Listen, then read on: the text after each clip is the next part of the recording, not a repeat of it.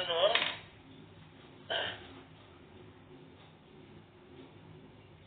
ಇದು ನರ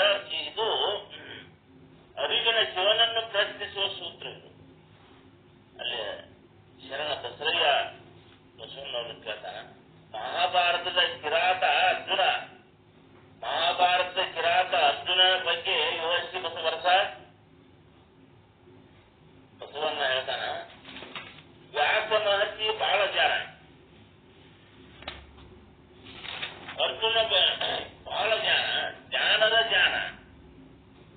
ಮನ ಪಶುವು ಹೌದು, ಪುರಾತನವೂ ಹೌದು. ಅರಿವು ಎನ್ನುವ ಶಿವನೇ ಪಶುಪತಿ. ಅರಿವು ಎನ್ನುವ ಶಿವನೇ ಪಶುಪತಿನ.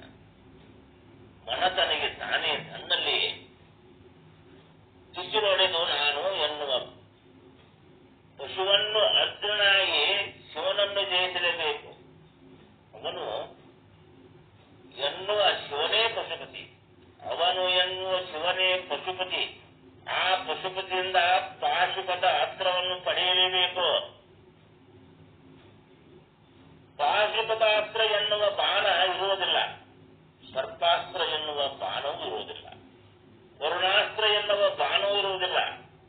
ತನುವಿನಲ್ಲಿಯೇ ಉಂಟಾದ ಮಹಾಭಾರತ ಯುದ್ಧದಲ್ಲಿ, ಈ ತನುವಿನಲ್ಲಿ ಉಂಟಾದ ಮಹಾಭಾರತದ ಯುದ್ಧದಲ್ಲಿ ಅರಿವಿನ ದಿವ್ಯ ಸೂತ್ರವನ್ನು ಬಳಕೆ ಮಾಡಿ, ಅಜ್ಞಾನವನ್ನು ಜ್ಞಾನದಿಂದ ಕೊಂದು ಹಾಕಲು ಹೆಣೆದ ನಿಶಬ್ದ ಜಾಲವಿದು.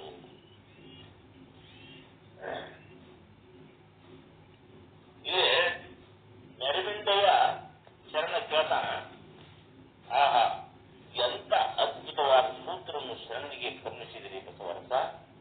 ನಿಮಗ ಕೋಟಿ ಕೋಟಿ ನಮನಗಳು. ಬಸವಣ್ಣ ಇಂಥ ಮಹಾಜ್ಞಾನದ ಕಠಿಣವಾದ ಸೂತ್ರವನ್ನು ಕೇಳಿ ನೀವು ಪುಳಿಕಿತಗೊಳ್ಳುವರಲ್ಲ, ನಿಮ್ಮ ಅರು ಹೃದಯಕ್ಕೆ ನಾನು ಮಾರು ಹೋಗಿದ್ದೇನೆ. ನಿಮಗೆ ಶರಣ. ದಸರೆಯ ಶರಣ ಮತ್ತೆ ಕೇಳ್ತಾನ, ಅರಳಂಬಿನ ಲೆಚ್ಚ ಕಾಮನನು ಅರುವಿದೆಯ ಎಂದು ವಚನದ 2ನೇ ಸಾಲಿನಲ್ಲಿ ಹೇಳಿರುವರೆಲ್ಲ ಬಸವಣ್ಣ ದಯವಿಟ್ಟು ವಿವರಿಸಿ. ಬಸವಣ್ಣ ಹೇಳ್ತಾರ, ಪ್ರಖರವಾದ ಬಾಣ ಬಿಟ್ಟ ಅರ್ಜುನನಿಗೆ ಒಲಿದು ಪಾಶುಪತಾಸ್ತ್ರವನ್ನು ಕೊಟ್ಟೆ. ಹೂಬಾಣ ಬಿಟ್ಟ ಕಾಮನನ್ನು ಮುಟ್ಟೆ. ಏನಿದು ನಿನ್ನಲ್ಲಿ? ಹೂಬಾಣ ಬಿಟ್ಟ ಕಾಮನನ್ನು ಸುಟ್ಟೆ. ಏನಿದು ನಿನ್ನ ಲೀಲೆ? ಎಲ್ಲಾ ತಿರುವು ಗುರುವಾಗಿದೆಯಲ್ಲ, ಇದು ನನಗೆ ನ್ಯಾಯವೇ ಎಂದು ಮನದಿಂದಲೇ ಶಿವನನ್ನು ಪ್ರಾರ್ಥಿಸಿದ ಸೂತ್ರವಿದು. ಅದು ಹೂಬಾಣವಲ್ಲ, ಇಡೀ ತನುವನ್ನೇ ಕಾಮದ ಉದ್ರೇಕದಿಂದ, ಇದು ಹೂಬಾಣ ಅಲ್ಲ, ಇಡೀ ತನುವನ್ನೇ ಕಾಮದ ಉದ್ರೇಕದಿಂದ ಕಲ್ಲನುಗೊಳಿಸುವ ಕಾಮದ ಬಾಣ.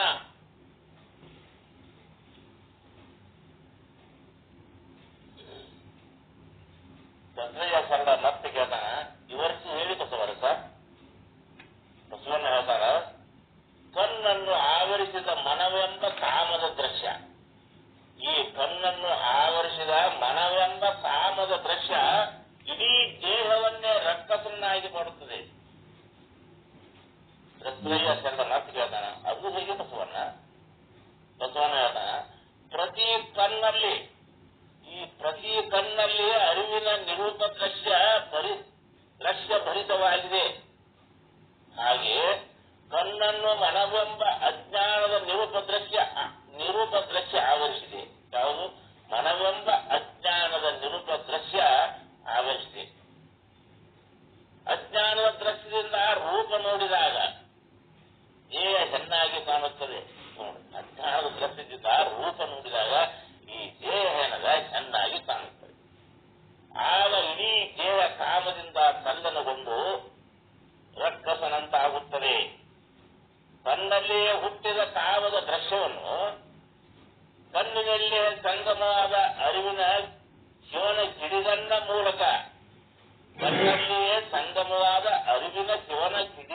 ಮೂಲಕ ಭಸ್ಮ ಮಾಡುವ ಸೂತ್ರವು ಇದಾಗಿದೆ.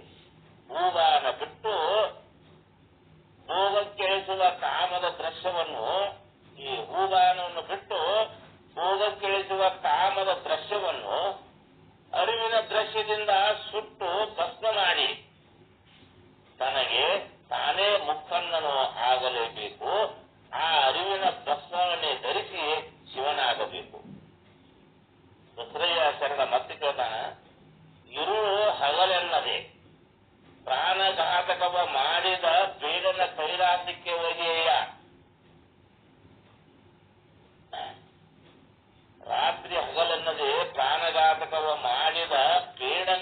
ಮಾಡ್ಲಿಕ್ಕೆ ಹೋದೆಯ ಎನ್ನನೇತಿಕೆ ಒಲ್ಲೆ ಕೂಡಲ ಸಂಗಮ ದೇವ, ನನ್ನನ್ನೇ ಯಾಕೆ ಒಲ್ಲೆ ಅಂತದಿ ಕೂಡಲ ಸಂಗಮ ದೇವ ಎನ್ನುವ ವಚನದ 3ನೇ ಸಾಲವನ್ನು ವಿವರಿಸಿ ಎನ್ನುಡೆಯ.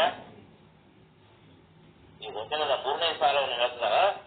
ಬಸವಣ್ಣ ಹೇಳ್ತಾನ, ಅರಿವಿನ ದೃಶ್ಯದಿಂದ ನೋಡಬೇಕಾದ ಕಣ್ಣು, ಅರಿವಿನ ದೃಶ್ಯದಿಂದ ನೋಡಬೇಕಾದ ಕಣ್ಣು ಅಜ್ಞಾನದ ದೃಶ್ಯದಿಂದ ನೋಡಿ ಹಗಲಿರುವ ಎನ್ನದೆ, ಅಜ್ಞಾನದ ದೃಶ್ಯದಿಂದ ನೋಡಿ ಹಗಲಿರುವ ಎನ್ನದೆ ಇಡೀ ಕಾಯವನ್ನು ಅಶನದ ಬೇಟಿಗೆ ತಳ್ಳಿದೆ. ಇಡೀ ಈ ಶರೀರವನ್ನು ಅಶನದ ಬೇಟಿಗೆ ತಳ್ಳಿದೆ, ವ್ಯಸನದ ಬೇಟಿಗೆ ತಳ್ಳಿದೆ.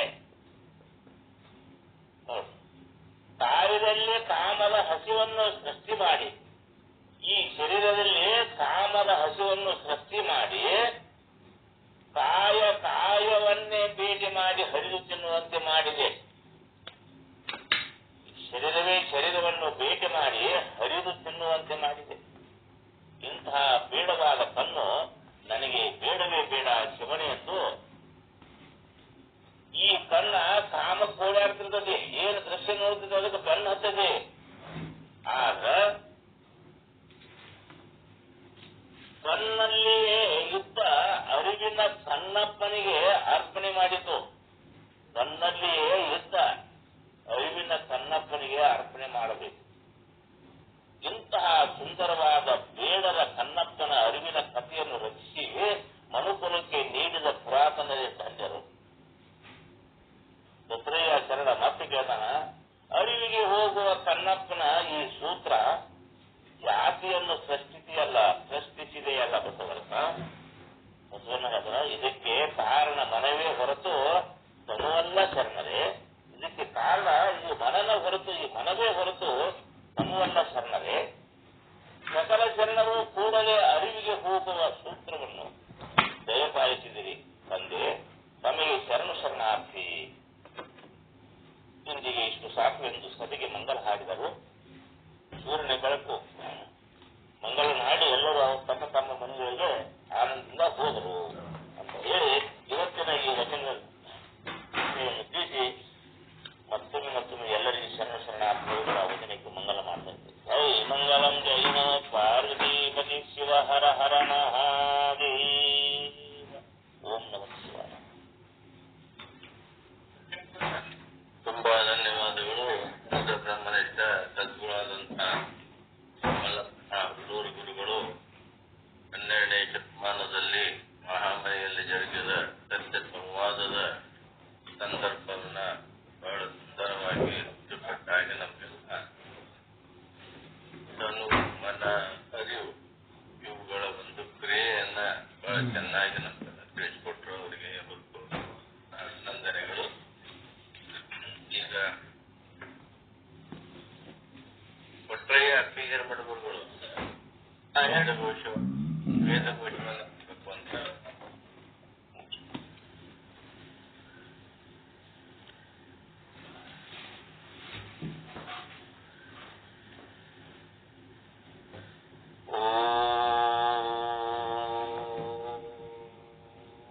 ಸದ್ಗುರು ಶ್ರೀ ಸುತ್ತ ಬ್ರಹ್ಮಣೇ ನಮಃ.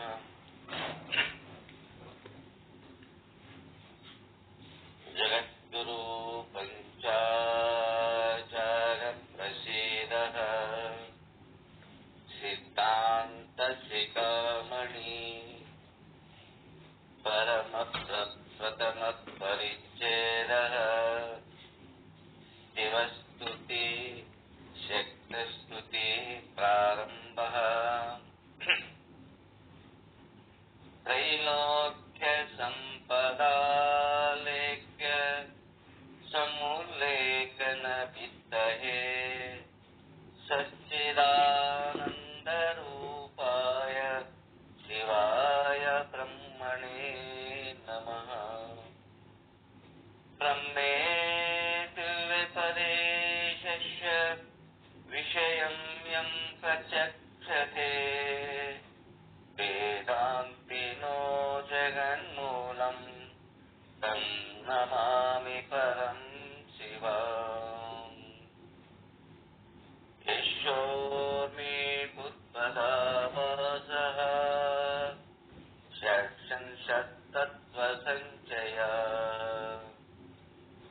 निर्मलं शिवनामानं तं वन्दे चिन्मयोदिरम् यत्पासाभासते विश्वं यत्सुखेनानुमोदते नमस्तस्मै गुणातीत विभवाय परात्मने सदाशिवमुखाशेष सत्त्वोन्मेषविदायिने निश्चलङ्कस्वभावाय नमः शान्ताय शम्भवे स्वेच्छाविग्रहयुक्ताय स्वेच्छावर्तनवर्तिने स्वेच्छातुतत्रिलोकाय नमः साम्बाय शम्भवे यत्र विश्रामते सत्यं स्वाभाविकमनुत्तमम् नमस्तस्मै महेशाय महादेवाय सूर्यने यामावु सर्वलोकानां प्रकृतिं शास्त्रपारागः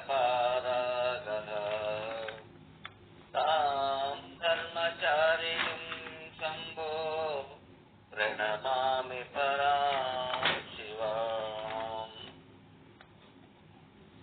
यया महेश्वर शम्भोर्नामरूपादिसंयुतः तस्मै माया स्वरूपाय नमः परमशक्तये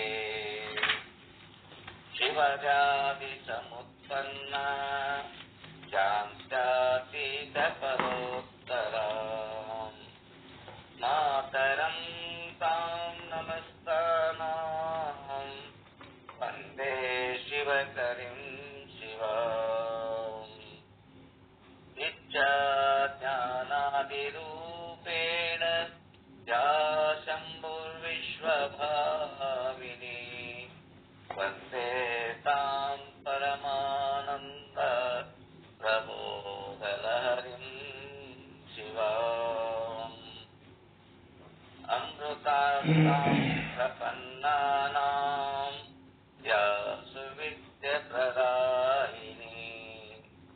अहर्निशमहं वन्दे तामिशान् मनोहरमाम्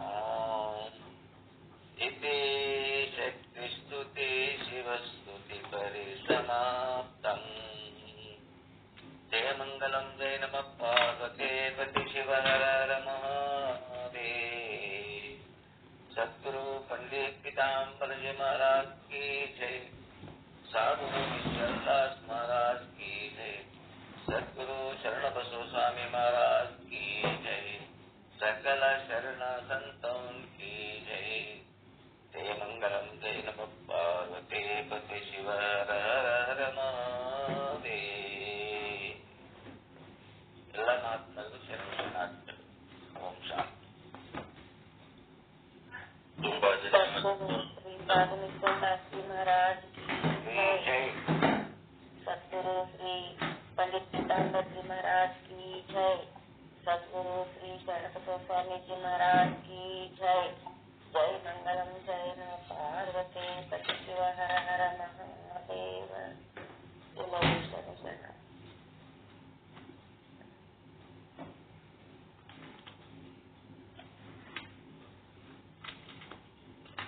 ಅಪ್ಪಿಗೆ ಎರಡು ಮೂರು ಅಕ್ಷರಗಳು ತಪ್ಪು ಇದೆ ನೋಡ್ರಿ. ಈಗ ಮೂರನೇ ಶ್ಲೋಕದೊಳಗ ಚಿನ್ಮೋದದಿನ್ ಐತಿ. ಅದು ಚಿನ್ಮೋದಿದಮ್ ಅಂತಂದ್ರಿ. ಇಲ್ಲಿ 10ನೇ ಶ್ಲೋಕದೊಳಗ ತರಂ ತಾಮ್ ಸಮಸ್ತಾನಾಮ ಐತೆ. ಅಲ್ಲಿ ನಮಸ್ತಾನಾಮ ಅಂದ್ರಿ. ಲಾಸ್ಟ್ ತಂದ ಇಲ್ಲಿ ಹರ್ನಿಶಮನಂ ಒಂದೇ ತಾನೀಶಾನ ಮನೋರಮಾ ಮೆಚ್ಚಿ ನೇನ ಬೇರೆ ಅಪ್ಪೇನ್ ಮಾಡಿದ್ರ ಹೇಳಿ ಸ್ವಲ್ಪ ಅದನ್ನು ಸ್ವಲ್ಪ ತಿದ್ಕೋದೇ ಇದನ್ನ ನೀವು ಏನ್ ಏನ್ ಆಗ್ತದನ್ನ ಸಮಸ್ಥಾನ ಮತ್ತು ಸಮಸ್ಥಾನ ಆಯ್ತು ನಮಸ್ಕಾರ ಮತ್ತು ಕೆಲವೊಂದು ಅಕ್ಷರಗಳ ಮಿಸ್ಟೇಕ್ ಅದು ಇರ್ಲಿ ಆದ್ರೂ ಸ್ವಲ್ಪ ಆಯ್ತು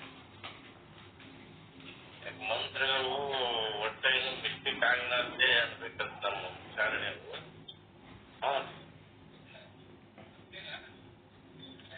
ಧನ್ಯವಾದಗಳು ಶುದ್ಧ ಬ್ರಹ್ಮನಿಷ್ಠ ಸುರಾದಂತ ಕೊಟ್ಟಯ್ಯ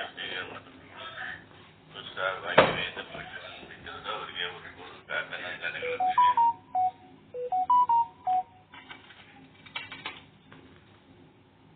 ಈಗ ಯಾರು ತನಗೆ ಏನ್ ಕಾರ್ಯಕ್ರಮ ಮಾಡಿದ್ದಾರೆ ಯಾರು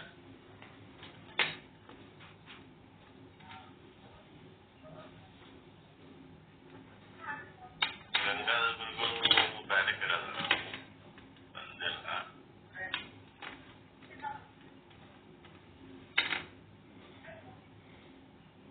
ಯಾರು ತಯಾರಾಗಿದ್ರೆ ಇಲ್ಲ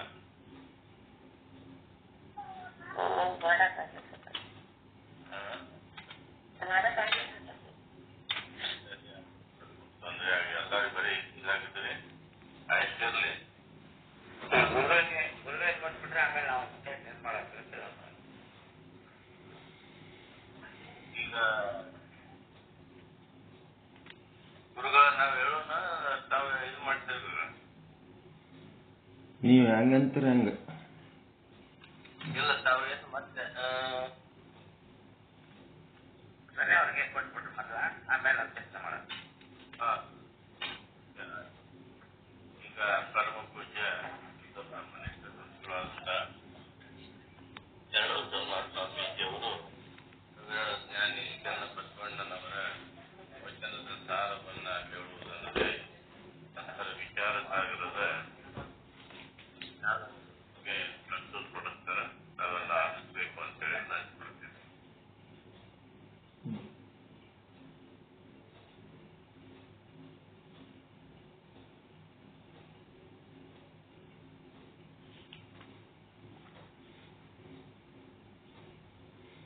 ಓಂ ಸದ್ಗುರು ಶ್ರೀ ಶುದ್ಧ ಬ್ರಹ್ಮಣೇ ನಮಃ.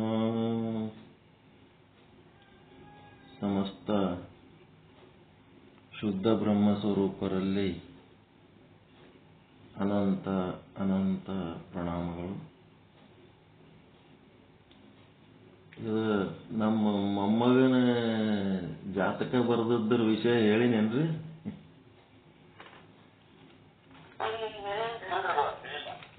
ಅದ್ರ ಬಗ್ಗೆ ಅವರೆಲ್ಲ ನಕ್ಷತ್ರ ಅವೆಲ್ಲ ಬರ್ದಾರ, ಕೆಳಗ ಟಿಪ್ಪಣಿ ಬರೀತಾರ ಅವ್ರದ್ದು ಏನು ಇರ್ತದ ಭವಿಷ್ಯ ಹೆಂಗಂತೇಳಿ. ಅದಕ್ಕೆ ಅದು ವಿಚಾರ ಹೆಂಗದ ನೋಡ್ರಿ. ಮಗುವಿನ ವಿಚಾರ. ಈ ಮಗುವಿನ ಅಂಶಾಧಿಪತಿ, ಮಗು ಅಂಶ, ಅಂಶಿ ಅಂದ್ರೆ ಅಂಶಾಧಿಪತಿ ಯಾರು ಅಂದ್ರೆ ಶುಕ್ರ. ಶುಕ್ರನು ಆಗಿರುವುದರಿಂದ ಈ ಮಗು ಪರಾಕ್ರಮವಂತನು, ಗಟ್ಟಿಯಾಗಿಯೂ ಇರುತ್ತಾನೆ. ಪರಾಕ್ರಮ ಗಟ್ಟಿರ್ತಾನೆ. ಮತ್ತೆ ಮೃದು ಭಾಷಾ ಪಾಂಡಿತ್ಯವುಳ್ಳವನು ಆಗಿರುತ್ತಾನೆ.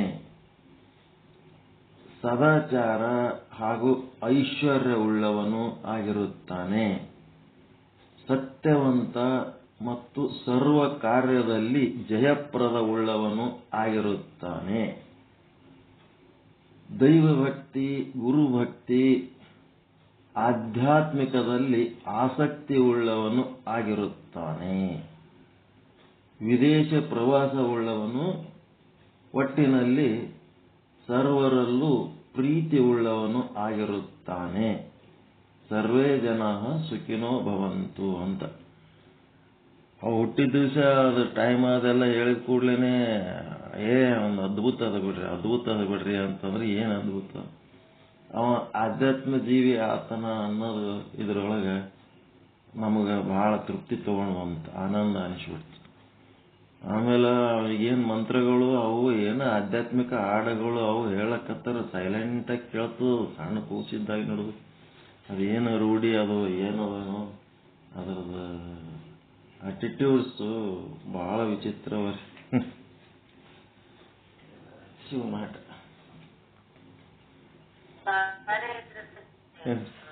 ನಿಶ್ಚಲ್ ಅಂತ ಹೆಸರು ಇಡ್ಲಕತ್ತಾರ ಇವರು. ತವ್ರ ಮನಿ ಕಡೆಯವರು ನಿಶ್ಚಲ್ ಅಂತ ಹೆಸರು ಇಡ್ಲಕತ್ತಾರ. ಅವ್ರ ಕಡೆಯವರು ಅವ್ರ ಗುರುಗಳು ದತ್ತಾತ್ರೇಯ ಅಂತ ಇಟ್ಟಾರ ಅಂತ ಹೇಳಕತ್ತಾರ. ಅವ್ರ ಗುರುಗಳು ಹೆಂಗ್ ಹೇಳ್ತಾರ ಅವ್ರು ಇಡ್ತಾರ, ಇವ್ರು ಹೇಳ್ತಾರೆ ಇವ್ರು ಇಡ್ತಾರ. ಗಾಡಿಗೆ ರಿಜಿಸ್ಟರ್ನಾಗ ಮತ್ತ ಅವ್ರ ಗಂಡನ ಮನೆಯವ್ರು ಹೇಳಿದ್ದೆ ಇಡ್ಬೇಕಂತ. ನಮ್ದೇನ್ ನಡೀತದ ಅಲ್ಲಿ.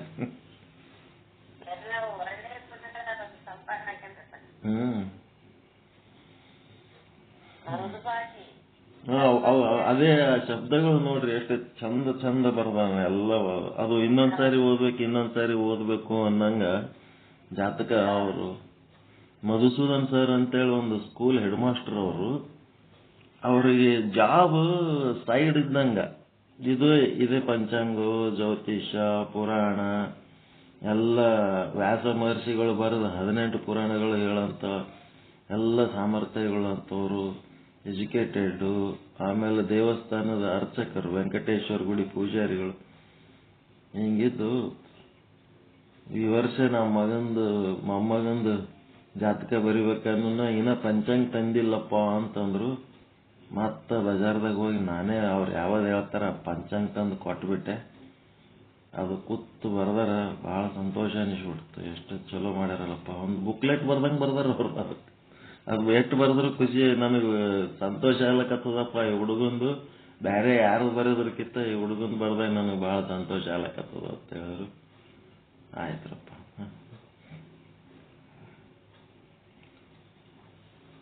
ಚಿನ್ಮಯ ಜ್ಞಾನಿ ಚನ್ನಬಸವೇಶ್ವರರ ವಚನ. ಇನ್ನು ಮುಂದೆ ಯಾವುದೇ ವಚನಗಳು ಓದಿದಾಗ ಲಿಂಗ ಮತ್ತು ಲಿಂಗದ ಕುರುಹು ಅನ್ನೋದ್ರ ಬಗ್ಗೆ ಒಂದು ವಿವೇಕ ಇಟ್ಟುಕೊಂಡು ನಾವು ಅದನ್ನು ಅರ್ಥ ಮಾಡ್ಕೋಬೇಕು.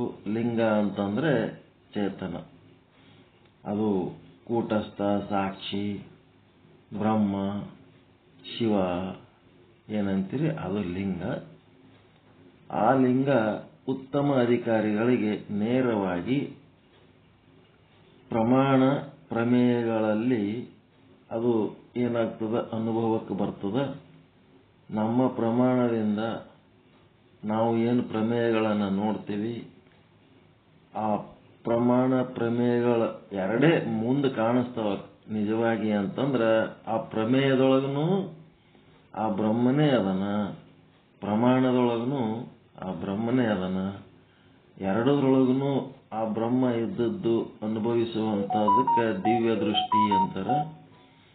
ಈ ರೀತಿಯಾಗಿ ಅದು ಉತ್ತಮ ಅಧಿಕಾರಿಗಳು ಬಳಸುವಂತ ಒಂದು ವಿಧಾನ ಪರಮಾತ್ಮನ ಸಾಕ್ಷಾತ್ಕಾರಕ್ಕೆ. ಮಧ್ಯಮ ಅಧಿಕಾರಿ ಆದವನ್ ಏನ್ ಮಾಡ್ತಾನ, ಅದು ಜ್ಞಾನದ ಸಾಧನೆ ಆದ್ರೆ ಇದು ಧ್ಯಾನದ ಸಾಧನೆ.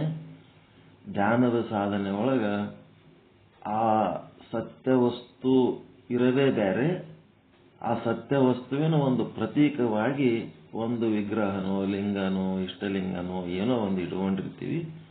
ಅದಕ್ಕೆ ಏನಂತಾರಂದ್ರೆ ಪ್ರತೀಕ ಉಪಾಸನೆ ಅಂತಾರ. ಆ ಪ್ರತೀಕ ಉಪಾಸನೆ ಕೂಡ ಈ ಒಂದು ಜ್ಞಾನದಿಂದ, ಏನು ನೀವು ಪ್ರಮಾಣ ಪ್ರಮೇಯದಿಂದ ಆ ಬ್ರಹ್ಮನನ್ನ ಅರಿತು ನೀವೇನು ಮೋಕ್ಷ ಹೊಂದುತ್ತೀರಿ, ಅದೇ ಮೋಕ್ಷ ಈ ಪ್ರತೀಕ ಉಪಾಸನೆಯಲ್ಲಿ ಕೂಡ ಸಾಧ್ಯ ಆದ. ಈತನೂ ಕೂಡ ಆ ಒಂದು ಮೋಕ್ಷವನ್ನು ಹೊಂದಬಹುದು. ಯಾವಾಗ ಅಂತಂದ್ರೆ ಅಲ್ಲಿ ವಿಧಿ, ಇಚ್ಛೆ, ನಾಲ್ಕದವಲ್ರಿ ಅವು. ವಿಧಿ, ಇಚ್ಛೆ, ವಿಧಿ ಅಂದ್ರೆ ಮೆಥಡ್, ಒಂದು ಇಚ್ಛೆ, ಇನ್ನ ಒಂದು ಛಲ, ಮತ್ತಿನ್ನ ಒಂದು ಏನದಲ್ರಿ, ಒಟ್ಟು 4 ವಿಶ್ವಾಸ, ಶ್ರದ್ಧೆ. ಇವು 4 ಇದ್ದಾಗ ಅದೇನಾಗ್ತದ, ಅಲ್ಲಿ ಏನು ಜ್ಞಾನದಲ್ಲಿ ಏನು ಮೋಕ್ಷ ಸಿಗ್ತದ ಅದೇ ಮೋಕ್ಷ ಇವು 4 ಇದ್ದಾಗ ಇಲ್ಲಿನೂ ಆ ಮೋಕ್ಷನೇ ಪ್ರಾಪ್ತಿ ಆಗ್ತದ ಅಂಥೇಳಿ ಉಪಾಸಕರ ಒಂದು ವಾದ. ನಮಗ ಅದೇ ಜ್ಞಾನ ಅದೇ ಇವತ್ತು ಕೈವಲ್ಯಂ ಅಂತ ಹೇಳ್ಯಾರ, ಮತ್ತು ಇದೊಂದೇನ ಹೇಳಕತ್ತಿರಲ್ರಿ ಅಂತಂದ್ರ ಮಧ್ಯಮಾಧಿಕಾರಿಗಳಿಗೆ ಅದೇ ನಿನಗೆ ಸಿಗ್ತದ ಅಂಥೇಳಿ ಕುಂದಿರಿಸಿ ಉಪಾಸನೆಯಲ್ಲಿ ಗಟ್ಟಿ ಮಾಡಿದಾಗ ಅವನೇನಾತನ ನಿರ್ಮಲ ಚಿತ್ತ ನಿಶ್ಚಲ ಚಿತ್ತನಾಗಿ ಆ ಜ್ಞಾನವನ್ನು ಗ್ರಹಿಸುವಂತ ಒಂದು ಸಾಮರ್ಥ್ಯ ಹೊಂದುತ್ತಾನ. ಆತ ಮತ್ತೆ ಅದು ಜ್ಞಾನ ಮಾಡಿಕೊಂಡಾಗ ಅವನಿಗೆ ಮೋಕ್ಷ ಆಗದು. ಆದ್ರೆ ಅದೇ ಮೋಕ್ಷ ನಿನಗೂ ಆತದ ಅಂತ ಹೇಳಲಿಲ್ಲ, ನಿನಗೆ ಮೋಕ್ಷ ಆಗಂಗಿಲ್ಲ ಅಂದ್ರೆ ಅವನೇ ಕುಂದ್ರಲಕ್ಕೆ ಹೋಗ್ತಾನೆ ಧ್ಯಾನಕ್ಕೆ. ಗೃಹಸ್ಥನಿಗೆ ಮೋಕ್ಷ ಇಲ್ಲ, ಬರೀ ಸನ್ಯಾಸಿಗಷ್ಟೇ ಮೋಕ್ಷದ ಅಂತಂದ್ಮೇಲೆ ಗೃಹಸ್ಥ ಯಾಕೆ ಪೂಜಾ ಪಾಠ ಮಾಡ್ಲಿಕ್ಕೆ ಹೋಗ್ತಾನೆ? ಗೃಹಸ್ಥ ನಿನಗೂ ಮೋಕ್ಷ ಅದ, ನಿನಗೂ ಎಲ್ಲ ನನಗೇನು ಸಿಗ್ತದ ಪರಮಾತ್ಮನ ಕಾರಣ ನಿನಗೂ ಅದು ಸಿಗ್ತದ ಅಂತ ಹೇಳಿ ಅವನಿಗೆ ಕುಂದಿರಿಸಿದ ಮೇಲೆ ಅವನಿಗೇನಾಗ್ಬಿಡ್ತದ ವೈರಾಗ್ಯ ಬಂದು ಅವನು ಸನ್ಯಾಸಿ ಆದಂಗೆ ಆತನೋ. ಪರಮಾತ್ಮನ ಒಂದು ಸಾಕ್ಷಾತ್ಕಾರ ಆಗುವ ಸಮಯದಲ್ಲಿ ಅವನು ಸನ್ಯಾಸಿ ಆದಂಗೆ ಆಗ್ತಾನೆ. ಈ ಲೌಕಿಕ ವಿಷಯ ಭೋಗಗಳ ಮೇಲಿಂದು ವಿಷಯಾಸಕ್ತಿ ಕಳ್ಕೊಂಡು ವಿಷಯ ವಿಮುಖ ಆತ್ಮ ಸಮ್ಮುಖ ಆಗಿ ಅವನು ಸನ್ಯಾಸಿ ಆದಂಗೆ ಆಗಿ ಅವನು ಅದು ಮೋಕ್ಷ ಪಡ್ಕೋತಾನ. ಹಿಂಗ ಈ ಲಿಂಗ ಅಂದ್ರೆ ಏನು ಮತ್ತ ಲಿಂಗದ ಕುರು ಅಂದ್ರೆ ಏನು ಅನ್ನೋಂಥ ವಿವೇಕವನ್ನ ನಾವು ಉಳ್ಳವರಾಗಿ ಮುಂದ ಏನ್ ಮಾಡ್ಬೇಕು, ಪ್ರತಿ ಸಲ ಇದು ಮತ್ತೆ ಮತ್ತೆ ಹೇಳೋದಿಲ್ಲ, ಯಾವುದೇ ವಚನ ಓದಿದುವಾಗ ನಾವು ಆ ಕುರುವನ್ನ ಧ್ಯಾನದ ವಸ್ತು ಅಂತ ಹೇಳಿ ತಿಳ್ಕೋಬೇಕು, ಅರುವನ್ನ ಜ್ಞಾನದ ವಸ್ತು ಬಾನದ ವಸ್ತು ಅಂತ ತಿಳ್ಕೊಂಡು ನಾವು ಧ್ಯಾನನೂ ಮಾಡಬೇಕು, ಬಾನನೂ ಮಾಡಬೇಕು, ಜ್ಞಾನನೂ ಮಾಡಬೇಕು, ಎಲ್ಲನೂ ಮಾಡ್ಬೇಕು. ಚನ್ನಬಸವಣ್ಣವ್ರು ಹೇಳಾರಲ್ಲ, ಭಕ್ತ ಸ್ಥಳಿ ಆದ್ರೆ ಏನಾಯ್ತು, ಅವ ಭಕ್ತ ಮಹೇಶ, ಭಕ್ತನ ಭಕ್ತ, ಭಕ್ತನ ಮಹೇಶ, ಭಕ್ತನ ಪ್ರಸಾದಿ, ಭಕ್ತನ ಪ್ರಾಣಲಿಂಗಿ, ಭಕ್ತನ ಶರಣ, ಭಕ್ತನ ಐಕ್ಯ. ಅದೇ ರೀತಿ ಅವ ಕಡೆಗೆ ಐಕ್ಯ ಸ್ಥಳಕ್ಕೆ ಬಂದಾಗನೂ ಸಹಿತ ಅವನ್ ಏನ್ ಮಾಡ್ಬೇಕು, ಐಕ್ಯನ ಭಕ್ತ, ಐಕ್ಯನ ಮಹೇಶ, ಐಕ್ಯನ ಪ್ರಸಾದಿ, ಐಕ್ಯನ ಪ್ರಾಣಲಿಂಗಿ, ಐಕ್ಯನ ಶರಣ, ಐಕ್ಯನ ಐಕ್ಯ ಅಂತೇಳಿ ಯಾವುದೇ ಸ್ಥಳದೊಳಗ ನಿಮ್ಮಲ್ಲಿ ಸಾಧನೆ ಮಾಡ್ತಾ ಮಾಡ್ತಾ ಮಾಡ್ತಾ ನಿಮ್ಮಲ್ಲಿ ಕೌಶಲ್ಯ ಮತ್ತು ಪರಿಣಿತಿಗಳು ಎಷ್ಟೇ ಮಟ್ಟಿಗೆ ಬೆಳೆದರೂ ಸಹಿತ ಎಲ್ಲ ಸಾಧನೆಗಳು ಹಂಗೆ ಮಾಡ್ತಾನೆ ಇರಬೇಕು. ಜ್ಞಾನದ ಸಾಧನೆಯನ್ನು ಮಾಡಬೇಕು, ಧ್ಯಾನದ ಸಾಧನೆಯನ್ನು ಮಾಡಬೇಕು, ಬಿಡಬಾರದು. ಕರ್ಮದ ಸಾಧನೆಗಳನ್ನ ಹಂಗೆ ಮಾಡ್ಕೋತೇ ಇರಬೇಕು ಅಂತೇಳಿ ಈ ಒಂದು ವಚನ ಸಾಹಿತ್ಯ ಹೇಳ್ತದೆ. ವಚನ ಸಾಹಿತ್ಯನೂ ಹೇಳ್ತದೆ, ಸಿದ್ಧಾಂತ ಶಿಖಾಮಣಿ ಕೂಡ ಅದೇ ರೀತಿ ಹೇಳ್ತದೆ. ನಿಮ್ಮಲ್ಲಿ ಎಷ್ಟೇ ಪರಿಪಕ್ವತೆ ಬಂದ್ರೂ ಕರ್ಮ ಉಪಾಸನೆ ಜ್ಞಾನ ಎಲ್ಲನೂ ಮಾಡ್ಕೋತೇ ಇರಬೇಕು ಅಂತ. ಇಲ್ಲಿ ಪ್ರಸಾದಿಯ ಶಿವಲಿಂಗ ಸ್ಥಳ ಅಂತಂದ್ರ, ಶಿವಲಿಂಗ ಅಂದ್ರೆ ಪ್ರಸಾದ ಸ್ಥಳನೇ ಅದು, ಪ್ರಸಾದಿಯ ಪ್ರಸಾದ ಸ್ಥಳ. ಇಲ್ಲಿ ವಚನಗಳಲ್ಲಿ ಏನ್ ಮಾಡ್ಯಾರ, ಈ ಒಂದು ಲಿಂಗ ಕುರು ನಿಜವಾದ ಲಿಂಗ ಬೀಳಕ್ ಸಾಧ್ಯ ಅದ ಏನು? ಲಿಂಗ ಬಿತ್ತು ಅಂತ, ಲಿಂಗ ಬಿತ್ತಪ್ಪ ಕೈ ಅಂದು ಪೂಜೆ ಮಾಡ್ಕೊಳಗನು ಶಸ್ತ್ರ ತಗೊಂಡು ಅಂಗಕ್ಕೆ ಚುಚ್ಚಿಕೊಂಡು ಪ್ರಾಣ ಬಿಟ್ಟವರದಾರ. ಅದಕ್ಕ ಅದು ಲಿಂಗ ಅಲ್ಲೋ ಮಾರಾಯ, ಅದು ಲಿಂಗದ ಕುರುಹು ಬಿದ್ರೆ ಏನಾಗ್ತದ, ಲಿಂಗ ಎಂದು ಬೀಳುವ ವಸ್ತುನೇ ಅಲ್ಲದು. ಜಗದಾಗಲ್ಲ, ಮುಗಿಲಾಗಲ್ಲ, ಮಿಗೆಯಾಗಲ್ಲ, ಎಲ್ಲಾ ಕಡೆ ಪರಿಪೂರ್ಣವಾಗಿರುವಂತ ಲಿಂಗ ಅದು ಬೀಳಕ್ಕೆ ಹೆಂಗ್ ಸಾಧ್ಯ ಅದ? ಬೀಳಲಾರದಂತ ಲಿಂಗಕ್ಕ ಬಿತ್ತು ಅಂತ ಹೇಳಕ್ಕೆ ಅನ್ಕೊಂಡು ನೀವು ಶಸ್ತ್ರವನ್ನ ಅಂಗಕ್ಕೆ ಇಟ್ಕೊಂಡು ಸಾಯುವಂತ ಕೆಲಸ ಮಾಡ್ಬೇಡ್ರಿ. ಅಂತ ಕೆಲಸ ಮಾಡೋರಿಗೆ ಏನಂದ್ರು, ಕೂಡಲ ಚನ್ನ ಸಂಗಯ್ಯನಿಗೆ ಅವರೆಂದೋ ದೂರ. ಅವ್ರಿಗೇನೋ ಅರ್ಥನೇ ಆಗಿಲ್ಲ, ಲಿಂಗ ಅಂದ್ರೆ ಏನಂತ ಅರ್ಥನೇ ಆಗಿಲ್ಲ. ಆ ಇಷ್ಟಲಿಂಗನೇ ದೇವರ ಹತ್ರ ಪೂಜೆ ಮಾಡಿ ನಿಜವಾದ ಒಂದು ಲಿಂಗಕ್ಕ ಅವರು ಬಹಳ ದೂರ ಅದಾರ.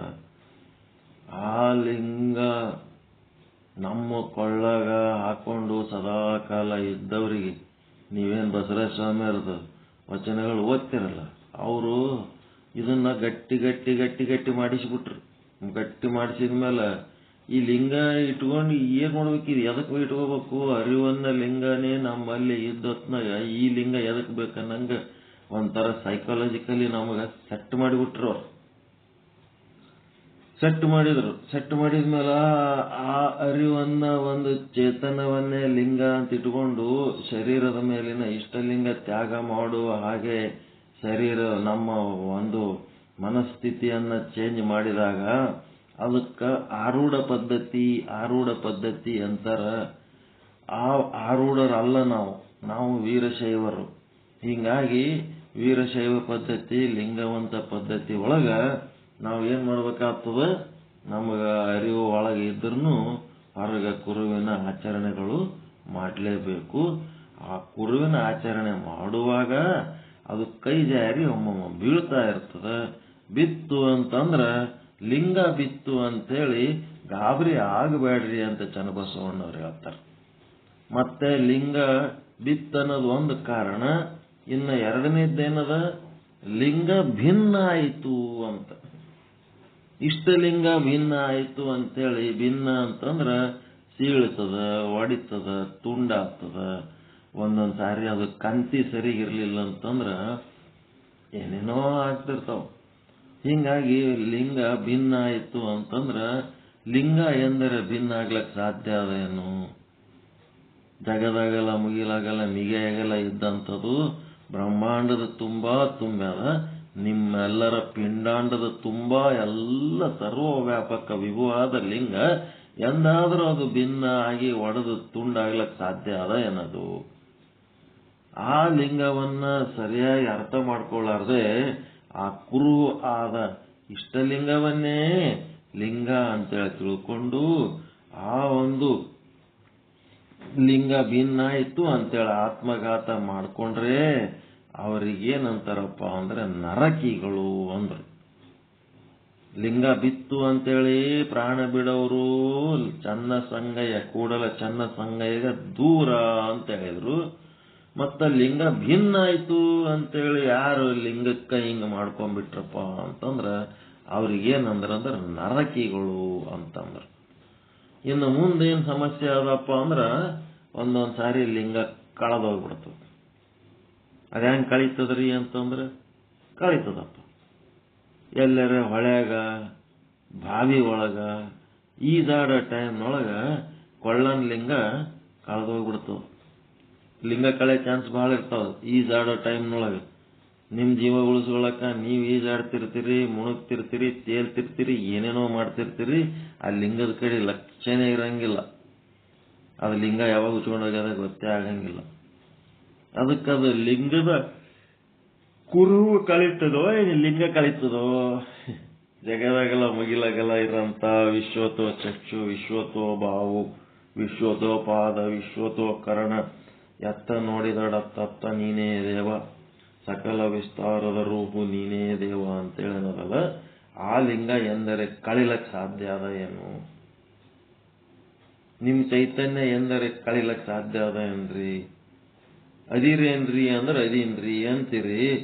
ಮತ್ತ ಕಳದಿರೇನ್ರಿ ಅಂದ್ರೆ ನಾನ್ ಹೆಂಗ್ ಕಳಿತೀನ್ರಿ ಅಂತೀರ ಇಲ್ಲ? ಕೂಟಸ್ಥ ಎಂದರೆ ಕಳಿಲಕ್ ಸಾಧ್ಯ ಅದ, ಸಾಕ್ಷಿ ಎಂದರೆ ಕಳಿಲಕ್ ಸಾಧ್ಯ ಅದ. ಕುರುಹು ಕಳೆದಬಹುದು, ಅರಿವು ಕಳೆಯಂಗಿಲ್ಲ. ಅದಕ್ಕೆ ಈ 3ನೇ ವಚನ ಏನ್ ಹೇಳ್ತಾರ, ಗುರು ಕಾರುಣ್ಯವುಳ್ಳ ಸದ್ಭಕ್ತನ ಲಿಂಗ. ಗುರುಗಳು ಕಾರ್ಯಕ್ರಮ ಮಾಡಿ ದೀಕ್ಷೆ ಕೊಟ್ಟು ಸದ್ಭಕ್ತನಿಗೊಂದು ಲಿಂಗ ಕೊಟ್ರೆ ಓಸರಿಸಿದೊಡೆ. ಓಸರಿಸೋದಂತಂದ್ರ ಕಳೆದೋಗೋದು, ಮರೆಯಾಗೋದು, ಸಿಗ್ಲಾರ್ದಂಗಾಗೋದು. ಓಸರಿಸಿದೊಡೆ ಋತಗೇಡಿ ಎಂದು ಕಳೆಯಬಾರದು, ಕೊಲ್ಲಬಾರದು. ಲಿಂಗ ಗುರುಗಳು ಕೊಟ್ಟ ಲಿಂಗ ಅದ ಹೆಂಗ ಕಳ್ಕೊಂಡಿ ನೀನು ಅಂತೇಳಿ ಅವನಿಗೆ ಕೊಲೆ ಮಾಡೋದು ಅಥವಾ ಅವ ತಾನೇ ಸಾಯೋದು ಇಂಥವೆಲ್ಲ ಮಾಡಬಾರದು. ಮುಂದೆ ಗುರು ಕಾರುಣ್ಯ ಉಂಟಾಗಿ ಅದು ಇನ್ನ ಲಿಂಗ ತಪ್ಪಿದ್ರು ಮುಂದ ಗುರುವಿನ ಕರುಣೆ ಅಂತ ಒಂದು ಅವನಿಗೆ ಇನ್ನ ಒಂದು ಲಿಂಗನ ಸಿಗ್ತದ.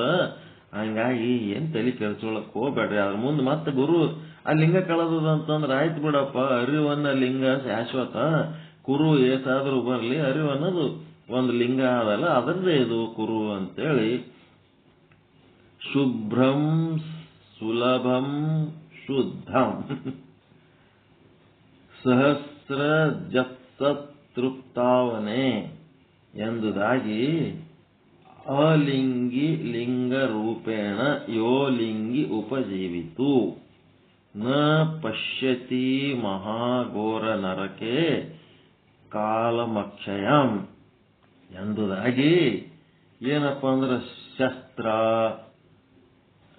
ಅವನಿಗೆ ಒಂದು ಆಯುಧಲಿಂತ ಚುಚ್ಚಿ ಕೊಲ್ಲಬಾರದು, ಮತ್ತೆ ಲಿಂಗ ಓಸರಿಸದತ್ತೇಳ ಕಳೆದದತ್ತೇಳಕ್ಕೆ ಅವನೇ ನನ್ನ ಲಿಂಗ ಕಳೆದದ ಬದುಕೇನು ಉಪಯೋಗ ಅಂತೇಳಿ ಸಮಾಧಿ ಒಳಗೆ ಹೋಗೋದು ಅಥವಾ ಜಲ ಸಮಾಧಿ ಆಗೋದು. ಮತ್ತೆ ತಾಡನ ಅಂತಂದ್ರ ಹೊಡ್ಕೊಳ್ಳೋದು, ತಾನೇ ಮಾರಿ ಮಾಡಿ ಹೊಡ್ಕೊಳ್ಳೋದು, ತಾಡನ ಮಾಡ್ಕೊಳ್ಳೋದು. ಮತ್ತ ದಿಗ್ಬಲಿ ಅಂತಂದ್ರ ಬಲಿ ಆಗೋದು, ದಹನ ಬೆಂಕಿ ಹಚ್ಕೊಳ್ಳೋದು.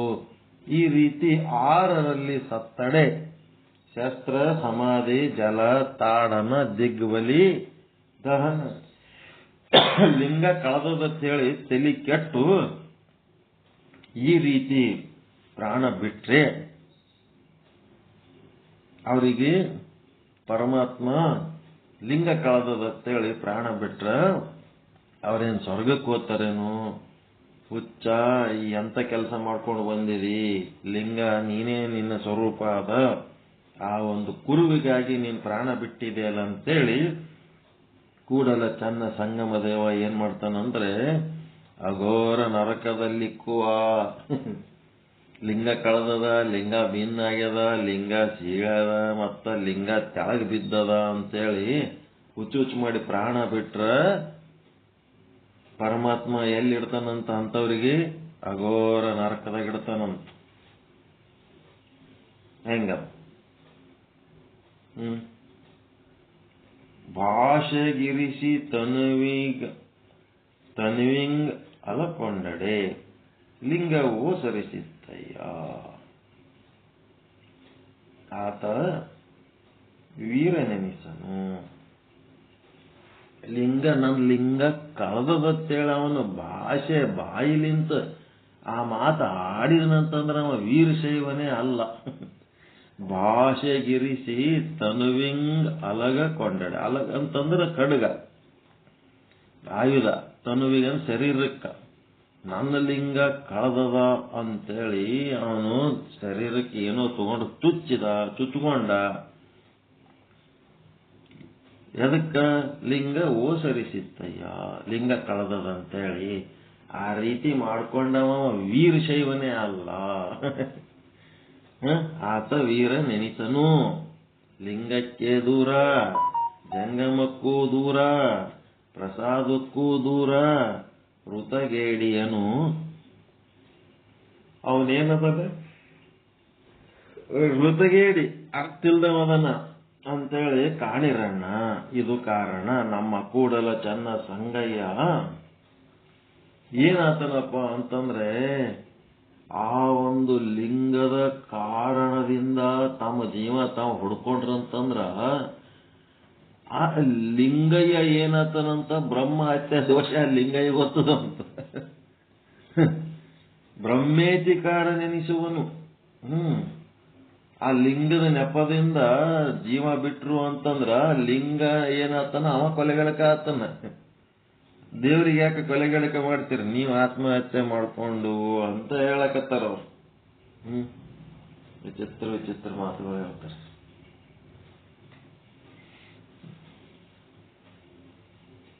ಈಗ ಲಿಂಗದ ಸಲುವಾಗಿ ಜೀವ ಬಿಟ್ಟಾನಂತ ಅಂದ್ಮೇಲೆ ಅವ ಎಷ್ಟು ನಿಷ್ಠಾವಂತಿರ್ಬೇಕು, ಅವ ಸ್ವರ್ಗಕ್ಕೆ ಹೋತಾನಂತ ನೀವು ತಿಳ್ಕೊಂಡ್ರ ಅವನಿಗೆ ಸ್ವರ್ಗಕ್ಕೆ ಹೋಗಲ್ಲ, ಅವನ್ ನರಕಕ್ಕೆ ಹೋತಾನ. ಮತ್ತ ಜೀವ ಬಿಟ್ಟಾನ ಅಂತ ಅಂದ್ಮೇಲೆ ಆ ಲಿಂಗ ಅವನ ದೇವ್ರ ಯಾವದನ, ಅವ ಏನದನ, ಅವ ಬ್ರಹ್ಮ ಹತ್ಯೆ ದೋಷ ಉಳ್ಳವದನ. ಕೊಲೆಗಡಕ ಅನಿಸುವತನವ. ಯಾವ ಲಿಂಗದ ಸಲ ಜೀವ ಬಿಟ್ಟಾನ ಅಂತ ಅಂದ್ಮೇಲೆ ಆ ಲಿಂಗ ಅದು ಕೊಲೆಗಡಕ ಆದ ಅಂದಂಗ ಬ್ರಹ್ಮ ಹತ್ಯೆ ಮಾಡಂತದೊಂದು ಕಿಲ್ಲರ್ ಲಿಂಗ ಅದ ಅದು ಹೊತ್ತ.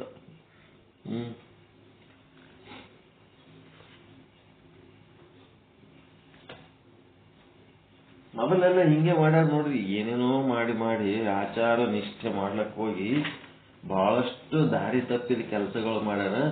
ಅದನ್ನೇ ವೈಚಾರಿಕತೆಯಿಂದ ಬಸವಾದಿ ಶರಣರು ಅದನ್ನ ಸರಿ ಮಾಡ್ಲಕ್ಕ ಬಹಳ ಪ್ರಯತ್ನ ಪಟ್ಟಾರ, ಬಹಳ ತಿಳಿಸಿ ಹೇಳ್ಯಾರ, ಬಹಳ ಪ್ರಯತ್ನ ಪಟ್ಟಾರ.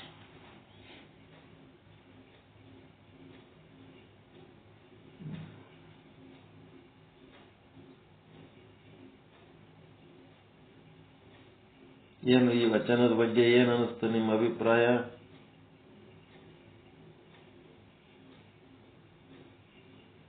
ಲಿಂಗ ಕಳೆದ್ರೆ, ಲಿಂಗ ಭಿನ್ನಾದ್ರೆ, ಲಿಂಗ ಬಿದ್ರೆ, ತನ್ನ ಆತ್ಮಹತ್ಯೆ ಮಾಡಿಕೊಂಡು ಆಯುಧದಿಂದ ಚುಚ್ಚಿಕೊಂಡು ಸತ್ರೆ ನರಕಿಗಳು ಬ್ರಹ್ಮಹತ್ಯಾ ದೋಷ. ಆ ಲಿಂಗ ಯಾವ ಲಿಂಗದ ಸಲುವಾಗಿ ಸಾಯ್ತಾನ ಅಂತಂದ್ರೆ ಅವ ಬ್ರಹ್ಮಹತ್ಯೆ ಮಾಡಂತ ಲಿಂಗ ಅವ. ಮತ್ತವ ಲಿಂಗಕ್ಕೆ ದೂರ. ಈ ರೀತಿ ಹೇಳ್ಯಾರ. ಹಂಗೆಲ್ಲ ಮಾಡಬಾರ್ದು. ಕುರುವಿನಲ್ಲಿ ಏನೇ ಆದ್ರೂ ಅರಿವೆಂಬ ಲಿಂಗ ತಾನೇ ಇದ್ದಾಗ ಕುರುವಿನಲ್ಲಿ ಅಷ್ಟೊಂದು ನಿಷ್ಠೆ ಇಟ್ಕೊಂಡು ಹುಚ್ಚುಚ್ಚು ಮಾಡಬಾರ್ದು ಅನ್ನೋಂಥ ಜ್ಞಾನ ಚನ್ನಬಸವಣ್ಣವ್ರು ಕೊಟ್ಟರು. ಇಷ್ಟಲಿಂಗ ಅಂದ್ರೆ ಸಾಯುವ ಕೆಡುವ ಪತಿ ಇದ್ದ. ಅದು ಕೆಡತದ, ಭಿನ್ನ ಆತದ, ಕಳೀತದ. ಸಾಯದ ಕೆಡದ ಗಂಡನ ಚನ್ನ ಮಲ್ಲಿಕಾರ್ಜುನ. ಇವ ಸಾಯುವ ಕೆಡುವ ಗಂಡನ ಒಯ್ದು ಒಲೆಯಲ್ಲಿಕ್ಕು ಅಂತಾಳಲ್ಲ, ಇದು ಕಳೆ ಆಗ್ತದ, ಭಿನ್ನ ಆಗ್ತದ, ಕೈಯಂದು ತೆಳಗೆ ಬೀಳುತ್ತಿರ್ತದ. ಅದು ಬಿದ್ದಾಗ ಪ್ರಾಣ ಹೊಡ್ಕೋಬಾರದು. ತಾನು ಬಿದ್ದದ್ದನ್ನ ಎತ್ತಿ ಒಂದಿಷ್ಟು ಮತ್ತೆ ಪೂಜೆ ಮಾಡಿದ್ರೆ ಆಯ್ತಪ್ಪ, ಏನಾಗ್ತದ.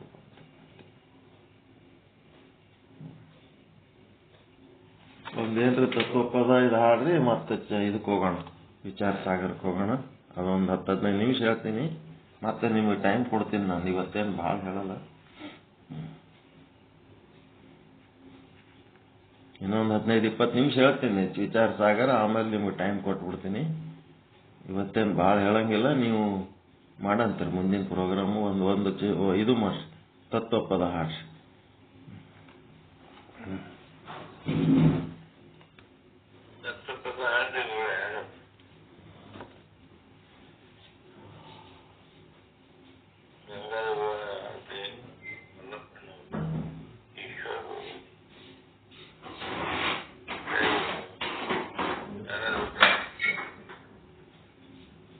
ಶರಣಾರ್ಥಿಗಳು.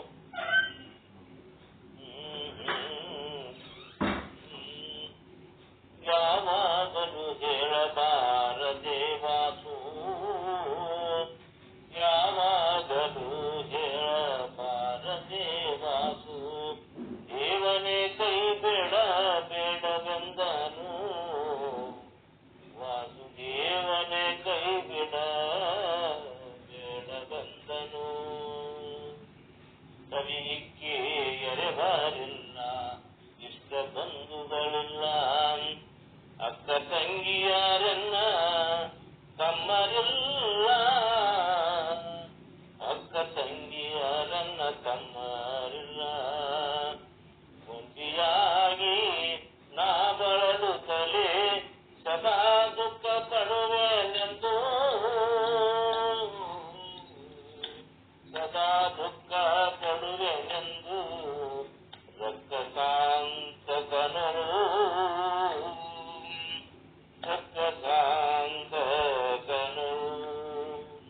ಮಡದೆ ಮಕ್ಕಳು ಇಲ್ಲ, ಮಡದೆ ಮಕ್ಕಳು ಇಲ್ಲ, ಒಡವೆ ವಸ್ತುಗಳಿಲ್ಲ, ಪಡೆದ ತಾಯಿ ತಂದೆಯೊಬ್ಬರಿಲ್ಲ, ಪಡೆದ ತಾಯಿ ತಂದೆ ಒಬ್ಬರಿಲ್ಲ. ಎಡವಿ ಬೀಳುತ್ತಲಿರೆ ಎತ್ತಿಕೊಂಬರಿಲ್ಲ, ಎಡವಿ ಬೀಳುತ್ತಲಿರೆ ಎತ್ತಿಕೊಂಬರಿಲ್ಲ.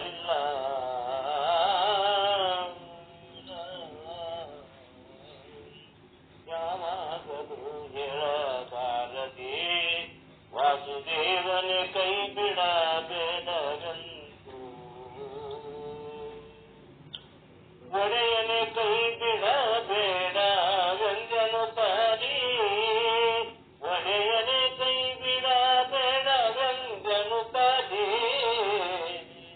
ಮಾಡಿಟ್ಟ ಮನೆ ಇಲ್ಲ ಕಾದಿಟ್ಟ ಧನವಿಲ್ಲ ಮಾಡಿಟ್ಟ ಮನೆ ಇಲ್ಲ ಕಾದಿಟ್ಟ ಧನವಿಲ್ಲ ಆಡಿಸಿಕೊಳ್ಳಲು ಮಕ್ಕಳಿಲ್ಲ ಆಡಿಸಿಕೊಳ್ಳಲು ಮಕ್ಕಳಿಲ್ಲ ಮಾಡಿ ನಿನ್ನ ಸ್ತುತಿ ಮಾಡುವನೆಂದರೆ ಮಾಡಿ ನಿನ್ನ ಸ್ತುತಿ ಮಾಡುವನೆಂದರೆ ಮೂಢರೊಳಗೆ ಬರು ಮೂಢನಾಗಿಯನೆಂದು ಮೂಢರೊಳಗೆ ಬರು ಮೂಢನಾಗಿಯನೆಂದು ಇಷ್ಟರ ಮೇಲೆ ಕೈಬಿಟ್ಟೆಯಾದರೆ ಇಷ್ಟರ ಮೇಲೆ ಕೈಬಿಟ್ಟೆಯಾದರೆ ಇನ್ನು ಶಿಷ್ಯರು ನೋಡಿ ನಗತಿಹರೆ ಇನ್ನು ಶಿಷ್ಯರು ನೋಡಿ ನಗತಿಹರೆ ಕೃಷ್ಣಾರ್ಥಕ್ಕೆ ಕೊಡುವಂತ ದೇವನಲ್ಲವೆಂದು ಕೃಷ್ಣಾರ್ಥಕ್ಕೆ ಕೊಡುವಂತ ದೇವರಲ್ಲವೆಂದು ಸೃಷ್ಟಿ ಒಳಗ ಅಪಕೀರ್ತಿ ಕಟ್ಟದೇ ಇರದೆಂದು ಸೃಷ್ಟಿ ಒಳಗ ಅಪಕೀರ್ತಿ ಕಟ್ಟದೆಂದು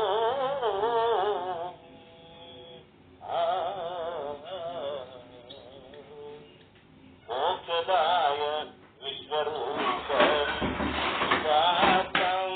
ಮೋಕ್ಷದಾಯ ವಿಶ್ವರೂಪ ವಿಶ್ವಾತ್ಮಾಗ ಸಾಕ್ಷಾತ್ ಸ್ವರೂಪ ಪರಮೇಶ್ವರನೇ ಸಾಕ್ಷಾತ್ ಸ್ವರೂಪ ಸರ್ವೇಶ್ವರನೇ ಸಾಕ್ಷಾತ್ ಶ್ರೀ ಗುರು ಪುರಂದರ ವಿಠಲನೇ ರಕ್ಷಿಸಬೇಕೆಂದು ಲಕ್ಷ್ಮೀ ವಲ್ಲಭನೋ ರಕ್ಷಿಸಬೇಕೆಂದು ಲಕ್ಷ್ಮೀ ವಲ್ಲಭನೋ ಬಾರದೆ ವಾಸುದೇವನೇ ಕೈ ಬಿಡಬೇಡ ಗಂಗನೋ ಕೈ ಬಿಡಬೇಡ ಗಂಗನೋ ಯಾವಾಗಲೂ ದೇವಬಾರದೆ ಯಾವಾಗಲೂ ದೇವಬಾರದೆ ವಾಸುದೇವನೇ ಕೈ ಬಿಡಬೇಡ ವಂದನೋ ಎಲ್ಲ ಶಿಷ್ಯನು ಸನ್ನಾರ್ಥಿ ಓಂ ನಮಃ ಶಿವಾಯ.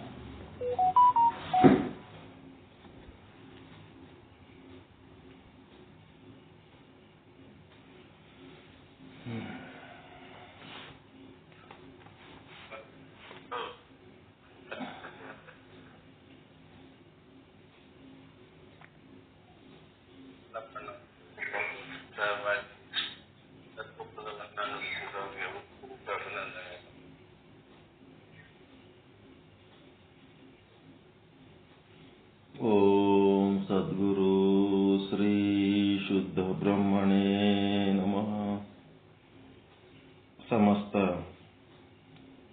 ಶುದ್ಧ ಬ್ರಹ್ಮ ಸ್ವರೂಪರಲ್ಲಿ ಅನಂತ ಅನಂತ ಪ್ರಣಾಮಗಳು.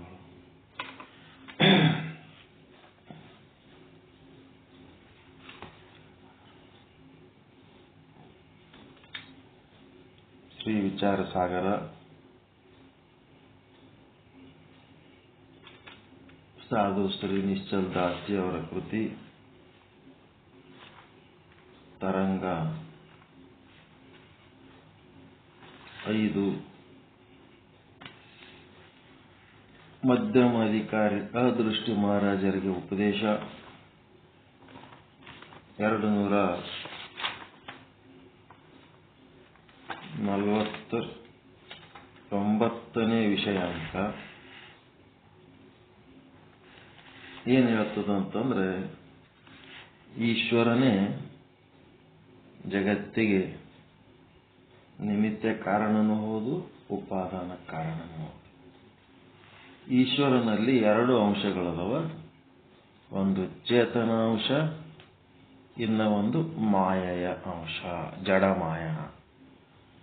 ಜಡ ಅಂದ್ರು ಒಂದೇ, ಮಾಯ ಅಂದ್ರು ಒಂದೇ. ಜಡಮಾಯ ಅಂಶ. ಆ ಜಡಮಾಯವನ್ನ ಭಿನ್ನ ಮಾಡಿ ಈಶ್ವರನನ್ನು ಹೇಳಲಿಕ್ಕಾಗಂಗಿಲ್ಲ. ಚೇತನದಿಂದ ಭಿನ್ನ ಮಾಡಿನೂ ಈಶ್ವರನನ್ನು ಹೇಳಕ್ಕಾಗಂಗಿಲ್ಲ. ಜಡಮಾಯ ಅಂದ್ರೂ ಈಶ್ವರನೇ, ಚೇತನ ಅಂದ್ರೂ ಈಶ್ವರನೇ. ಹಿಂಗಾಗಿ ಈಶ್ವರನ ಒಂದು ಪಾತ್ರ ಏನದಂತಂದ್ರೆ,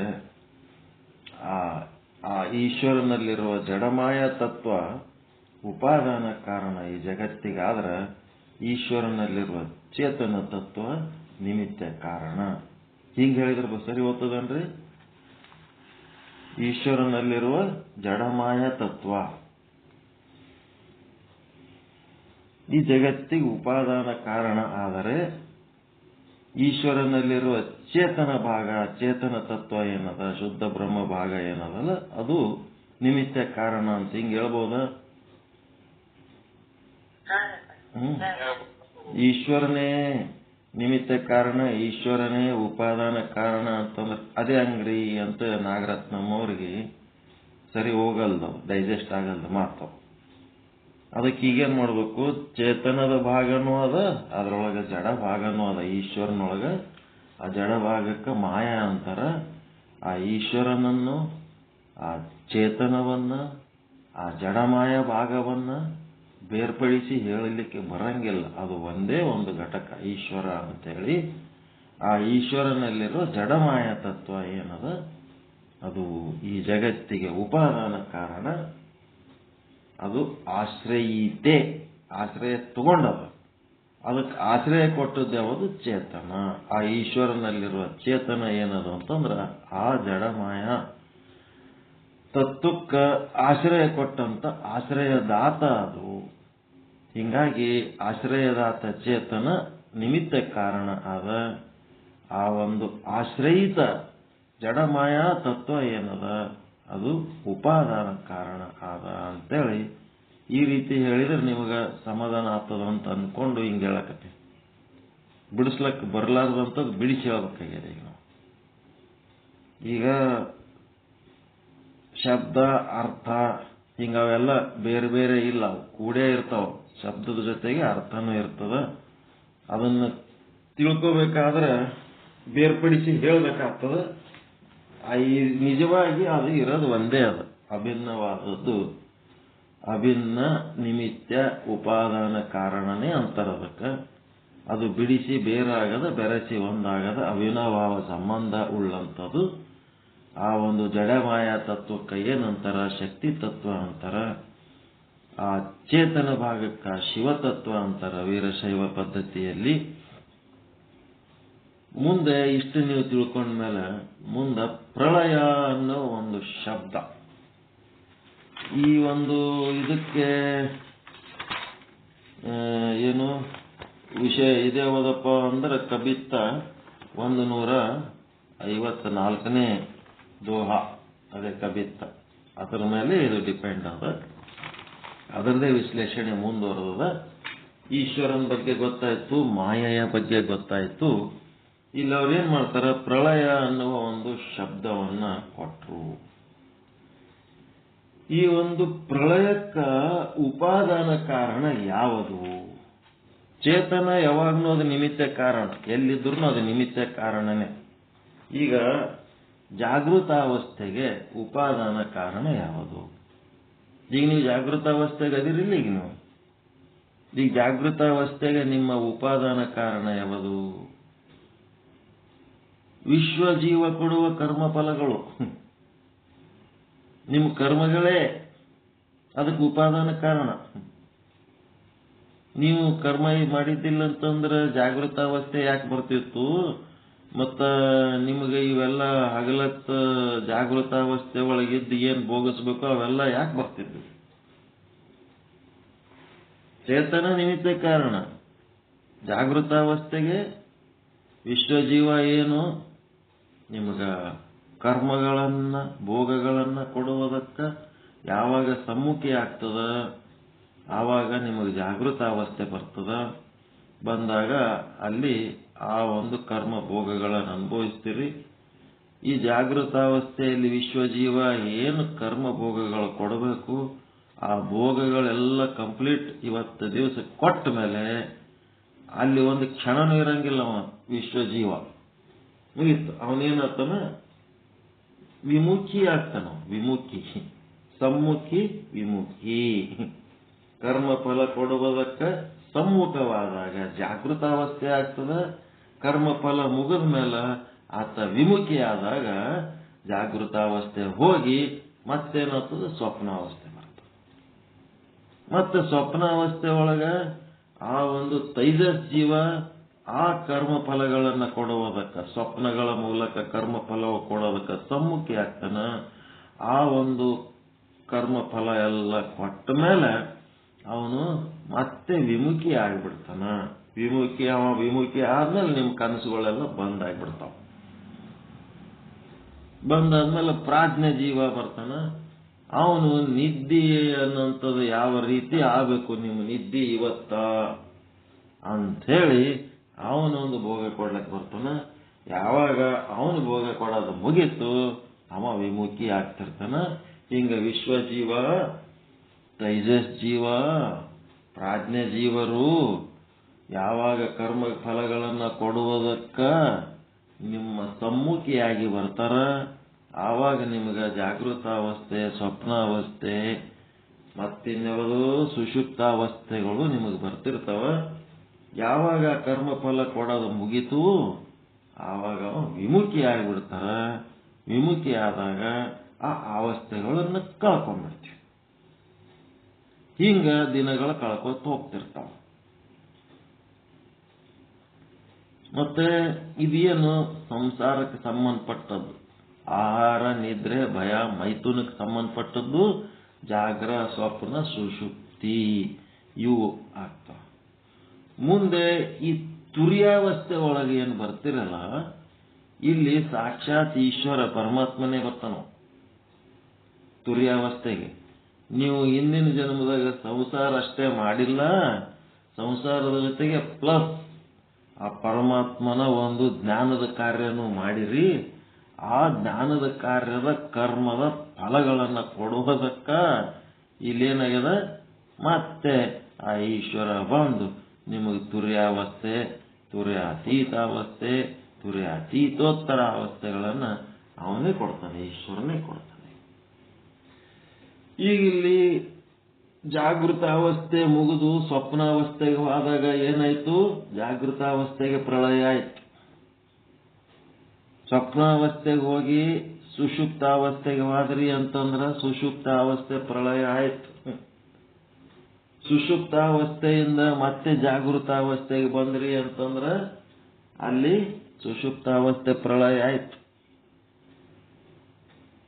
ನೀವು ಇವತ್ತು ಹುಟ್ಟಿದ್ರಿ ಅಂತಂದ್ರ ನಿಮ್ಮ ತಿರೋಧಾನ ಅವಸ್ಥೆ ಪ್ರಳಯ ಆಗಿ ಏನಾಯ್ತು, ಬಾಲ್ಯ ಪ್ರಾಪ್ತಿ ಆಯ್ತು. ಬಾಲ್ಯಾವಸ್ಥೆ ಹೋಗಿ ನೀವು ಯುವಕರಾದ್ರಿ ಅಂತಂದ್ರ ಬಾಲ್ಯಾವಸ್ಥೆ ಪ್ರಳಯ ಆಯ್ತು. ಯುವನಾವಸ್ಥೆಯಿಂದ ಮುಂದೆ ನೀವು ವೃದ್ಧಾಪ್ಯಕ್ಕಾದ್ರಿ ಅಂತಂದ್ರೆ ಅಲ್ಲಿ ಇದು ಯೌವನಾವಸ್ಥೆ ಪ್ರಳಯ ಆಯ್ತು. ವೃದ್ಧಾಪ್ಯದಿಂದ ಮುಂದೆ ನೀವು ಮತ್ತೆ ಸುಷುಪ್ತಿ, ಅದಕ್ಕೇನು ಅಂತಿರಲ್ಲ, ತಿರೋಧಾನಕ್ಕಾದ್ರಿ ಅಂತಂದ್ರೆ ವೃದ್ಧಾವಸ್ಥೆ ಪ್ರಳಯ ಆಯ್ತು. ಆ ವೃದ್ಧಾವಸ್ಥೆ ಒಳಗ ನಿಮಗೇನೇನು ಭೋಗ ಕೊಡಬೇಕಂತ ಪರಮಾತ್ಮನ ಇಚ್ಛೆ ಇರ್ತದ, ಆ ಕರ್ಮ ಭೋಗಗಳು ನೀವು ಅನುಭವಿಸತ್ತನ್ನೋದು ಬಿಡಂಗೇ ಇಲ್ಲ. ಅದು ಆ ಕರ್ಮ ಭೋಗ ಮುಗಿದ ಮೇಲೆ ಅಲ್ಲಿ ಪ್ರಳಯ ಆಗಿ ಹೋಗ್ಬಿಡ್ತದೆ. ಹಿಂಗಾಕೋತ ಆಯುಷ್ಯ ತೀರುವ ತನಕ ಹಿಂಗೇ ನಡೀತಿರ್ತದ. ಈ ಜನ್ಮದಾಗ ನೀವು ಏನು ಭೋಗಗಳನ್ನು ಭೋಗಿಸ್ಬೇಕು ಆ ಎಲ್ಲ ಭೋಗಗಳನ್ನು ಭೋಗಿಸಿ ಖಾಲಿ ಆಯ್ತು ಅಂತಂದ್ರೆ ಅಲ್ಲಿ ಈ ಶರೀರಕ್ಕೆ ಪ್ರಳಯ ಆಗ್ತದ. ಶರೀರಕ್ಕೆ ಸಾಯದಂದ್ರೆ ಏನು ಅಂತೇಳಿ ಅಂತಾರಂದ್ರೆ, ಈ ಜನ್ಮದಾಗ ಆತ ಏನೇನು ಭೋಗಿಸ್ಬೇಕಂತ ಬಂದಿದ್ದ ಆ ಭೋಗಗಳು ಎಲ್ಲ ಖಾಲಿ ಆದವು ಅಂತ. ಅದು ಸತ್ತಾರ ಅಂತೇಳಿ ಎದಿ ಹೊಡ್ಕೊಂಡು ಡಬಾ ಹೊಡ್ಕೊಂಡತ್ತಾರ. ಅವನು ಭೋಗ ಖಾಲಿ ಹೊಡ್ಕೊಂಡು ಅವ ಹೋಗ್ಯಾನ, ಇವ ಹೊಯ್ಕೊಂಡು ಹೇಳ್ತಿರ್ತಾನೆ. ಏನ್ ಮಾಡ್ಬೇಕು? ಎಲ್ಲರೂ ಅವ್ರವ್ರು ಭೋಗ ಮಾಡ್ಕೊಳಕ್ಕೆ ಬಂದಾರ. ಇಲ್ಲಿ ಯಾರು ಒಬ್ರಿಗೊಬ್ರು ಉಪಯೋಗ ಇಲ್ಲೇ ಇಲ್ಲ.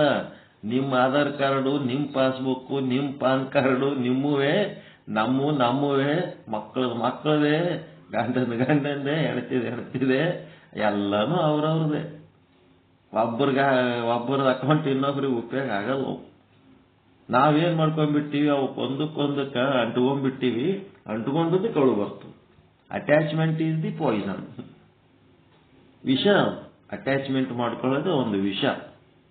ಆ ಅಟ್ಯಾಚ್ಮೆಂಟ್ ಇರ್ಲಾರ್ದೆ ಎಲ್ಲ ಕೆಲಸ ಮಾಡ್ಲಕ್ಕೆ ಬರ್ತದೆ.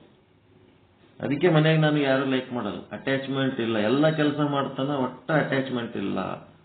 ಇವ್ರು ಲೈಕ್ ಮಾಡಿ ನನಗೇನು ಮಾಡೋದದ, ಲೈಕ್ ಮಾಡಲಿಲ್ಲ ಅಂದ್ರೆ ನನಗೇನಾಗೋದು. ನಿಮ್ಗೇನು ಕೆಲಸ ಅದ ಅಟ್ ಮಾಡಿಬಿಡ್ತೀವಿ, ಆಯ್ತು. ತಿಲ್ಲಕ್ಕೆ ತಂದಿಡೋದು ಮುಗಿತೇನಂತ. ಅದೇನು ಬಾಯಿ ಸುತ್ತು ಮಾಡಿಟ್ರೆ ಅದು ಪ್ರೀತಿ. ಡಿಸ್ ಅಟ್ಯಾಚ್ಮೆಂಟ್ ಇಂದ ಏನಾಗ್ತದಂದ್ರೆ ದುಃಖಕ್ಕೆ ಕಾರಣ ಆಗ್ತದೆ. ಬಜಾರ್ಲಿಂದ ತಂದಿಟ್ಟದ್ದು ತಿನ್ನು ಅಂತೇಳಿ ತಂದು ಬಾಯಾಗಿಟ್ರೆ ಪ್ರೀತಿ, ಅದನ್ನು ಟೇಬಲ್ ಮೇಲೆ ಇಟ್ರೆ ಕರ್ತವ್ಯ. ಹೆಂಗ್ ಮಾಡ್ಬೇಕು? ಅಟ್ಯಾಚ್ಮೆಂಟ್ ಮಾಡ್ಬೇಕಾ, ಕರ್ತವ್ಯ ಮಾಡ್ಬೇಕಾ? ತಂದಿಟ್ರೆ ಮುಗಿತೇನು? ಹಿಂಗೆಲ್ಲ ಬರ್ತಾವ ಪ್ರಶ್ನೆ. ಅದಕ್ಕೆ ಇಲ್ಲೇನದಂತಂದ್ರೆ ಅಟ್ಯಾಚ್ಮೆಂಟ್ ಇರಲಾರ್ದೆ ಎಲ್ಲ ಕೆಲಸಗಳು ಮಾಡಬೇಕು. ಯಾರು ನಮಗೆ ಲೈಕ್ ಮಾಡಿದ್ರೆ ಮಾಡಲ್ಲಕ್ಕ, ಬಿಟ್ರೆ ಬಿಡಲ್ಲಕ್ಕ. ಇವ್ರ ಲೈಕ್ಲಿಂತ ನಮ್ಗೆ ಏನಾಗೋದು? ಎಲ್ಲರೂ ಕೂಡಿ ಭಾಳ ಲೈಕ್ ಮಾಡಿ ಭಾಳ ಚಲೋ ಮನುಷ್ಯ ಅಂತಂದ್ರೆ ನಿಜಗೂ ಇವ್ರ್ಯಾರು ಸರ್ಪಭೂಷಣ ಶಿವಯೋಗಿಗಳು ಏನು ಹೇಳ್ತಾರೆ? ಈ ಜಗತ್ತಿನ ಎಲ್ಲಾ ಮಂದಿ ನಿನಗೆ ಭಾಳ ಚಲೋ ಮನುಷ್ಯ ಅಂತೇಳಿ ಅಂದ್ರೆ ಇವರೆಲ್ಲರೂ ಕೂಡಿ ನಿನಗೇನು ಸ್ವರ್ಗಕ್ಕೆ ಕರ್ಕೊಂಡು ಹೋಗ್ತಾರೆ ಅಂತ ಕೇಳ್ತಾರ. ನಿಂದು ಕೆಲಸ ನೀನು ಕರ್ತವ್ಯ ಮಾಡಿ ಆತ್ಮೋದ್ಧಾರದ ಕೆಲಸ ಮಾಡಿ ನಿನ್ನ ಸಾಧನೆ ಒಳಗೆ ನೀನು ಇದ್ದಿ ಅಂತಂದ್ರ ಈ ಜಗತ್ತಿನ ಮಂದಿ ಎಲ್ಲರೂ ನಿನ್ನ ಸಂಗಟ ಕೆಟ್ಟ ಆದ್ರೂ ಆ ಶಿವ ನಿನ್ನ ಕೈ ಬಿಡ್ತಾನೇನು? ಶಿವ ನಿನ್ನ ಕೈ ಬಿಡುವನೇ ಮರುಳೆ ಅಂತ. ಹಂಗ ಎಲ್ಲರ ಸಂಗಟ ಕೆಟ್ಟ ಆದ್ರೂ ನಿನ್ನ ಆಧ್ಯಾತ್ಮ ಸಾಧನೆ ನೀ ಮಾಡಿದೆ ಅಂದ್ರೆ ಶಿವ ನಿನ್ನ ಕೈ ಬಿಡಂಗಿಲ್ಲ. ಮತ್ತ ಆಧ್ಯಾತ್ಮ ಸಾಧನೆ ಮಾಡೋದು ಬಿಟ್ಟು ಇಡೀ ಊರ್ ಮಂದಿಗೆ ಮನಿ ಮಂದಿಗೆ ಭಾಳ ಚಲೋ ಅನಿಸ್ಕೊಂಡ್ರೆ ಇವರೆಲ್ಲರೂ ಕೂಡಿ ನಿನಗೇನು ಸ್ವರ್ಗಕ್ಕೆ ಕರ್ಕೊಂಡು ಹೋಗ್ತಾರೇನು? ನೀನಿಲ್ಲದ ಸ್ವರ್ಗ ಎನಗೆ ನರಕವಯ್ಯ, ನೀನಿರುವ ನರಕವೇ ಎನಗೆ ಸ್ವರ್ಗವಯ್ಯ. ಅಕ್ಕ ಮಹಾದೇವಿ ವಚನ ಬರ್ತದೆ. ನೀನಿಲ್ಲದ ಸ್ವರ್ಗ ತಗೊಂಡು ನನಗೆ ಅದಕ್ಕೆ ಬೇಕು. ನೀನಿಲ್ಲದ ಸ್ವರ್ಗ ಇತ್ತಂತಂದ್ರೆ ಕೌಶಿಕ ಮಹಾರಾಜ ಬೇಕಾದಿದ್ದ, ಅವ ವೀರಶೈವ ಸಿದ್ಧಾಂತನೇ ಇಲ್ಲ ಅವನ ಬಲ್ಲಿ, ಅವ ಜೈನರು. ಹಿಂಗಾಗಿ ಯಾಕೆ ನೀನಿಲ್ಲದ ಸ್ವರ್ಗ ಬೇಕಾದಿದ್ರೆ ಅದು ನಾನು ನರಕ ಅಂದ್ಬಿಡ್ತಾವ. ಮತ್ತ ನಿನ್ನ ಅನುಸಂಧಾನ ಅನುಭವಿಸಬೇಕಾದ್ರ ಹಸಿವಾದೊಡೆ ಭಿಕ್ಷತಿ ಬೇಡಿ ತಿಂತೀನಿ. ನರಕ ಇರ್ಲದು, ಆ ನರಕನೇ ಸ್ವರ್ಗ ನನಗೆ. ಹಸಿವಾದೊಡೆ ಭಿಕ್ಷಾನ್ನಗಳುಂಟು, ಕೃಷಿಯಾದೊಡೆ ಕೆರೆ ಬಾವಿಗಳು ಉಂಟು, ಅಂಗ ಶೀತಕ್ಕೆ ಬಿಸುಟಿದ ಚಿಂದಿಗಳು ಉಂಟು, ಶಯನಕ್ಕೆ ಹಾಳು ದೇಗುಲಗಳು ಉಂಟು, ಆತ್ಮ ಸಂಗಾತಕ್ಕೆ ಚನ್ನಮಲ್ಲಿಕಾರ್ಜುನ ನೀನೆನಗುಂಟು. ಆ ಚನ್ನಮಲ್ಲಿಕಾರ್ಜುನ ಆತ್ಮ ಸಂಗಾತಕ್ಕೆ ನಮ್ಮ ಜೊತೆಗೆ ಇರೋ ತನಕ ಏನ್ ಚಿಂತೆ ಇಲ್ಲ.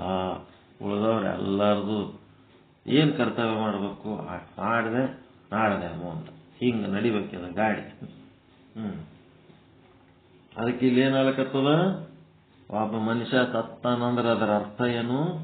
ಈ ಜನ್ಮದಾಗ ಅವ ಭೋಗಿಸಬೇಕಾದ ಭೋಗಗಳು ಎಲ್ಲ ಖಾಲಿ ಆಗ್ಯಾವ ಅಂತ ತಿಳ್ಕೋಬೇಕು. ಎಂತ ಚಂದನ ಅರ್ಥ ಅದ ಗೊತ್ತದ ಇದು. ಮತ್ತ ಈಶ್ವರ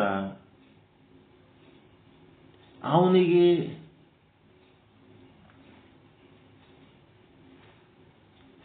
ಈಗ ಒಂದೇನಾರ ಹೋಟೆಲ್ಲು ಅಥವಾ ಒಂದೇನಾರ ಅಂಗಡಿ ಅವು ಹಾಕಬೇಕಾದ್ರ ನೀವೇನು ಸುಮ್ಮನೆ ಎಲ್ಬೇಕಲ್ಲಿ ಹಾಕ್ತಿರೇನು? ಅಲ್ಲಿ ಗಿರಾಕಿ ಅಂತ ಗಿರಾಕಿ ಬರ್ತಾವ, ಅವ್ರಿಗೆ ಏನ್ ಬೇಕು, ಆ ಜನರ ಅವಶ್ಯಕತೆ ಏನದ, ಆ ಕಾರಣವನ್ನ ನೋಡಿ ನೀವು ಬಿಸ್ನೆಸ್ ಮಾಡ್ತೀರ ಏನು ಸುಮ್ ಏನ್ ಬೇಕಾದ್ರೆ ಎಲ್ಲಾರು ಹಾಕಿದ್ರೆ ಹಂಗ ಅಂಗಡಿ ಅಂತಾರ, ವ್ಯಾಪಾರ ಅಂತಾರ. ಅದಕ್ಕೆ ಜನರ ಅವಶ್ಯಕತೆ ನೋಡಿ ನೀವು ಬಿಸ್ನೆಸ್ ಮಾಡ್ತಿರಲಿಲ್ಲ? ಏನ್ ನಿಮ್ ತಲೆಗೆ ಬಂದದ್ದು ಏನಾರ ಒಂದು ಅಂಗಡಿ ಹೋಗಿ ಎಲ್ಲಾರ ಹಾಕೊಂಡು ಕುಂದಿರ್ತೀರ, ಗಿರಾಕಿ ಬರ್ಲಿ ಬಿಡ್ಲಿ.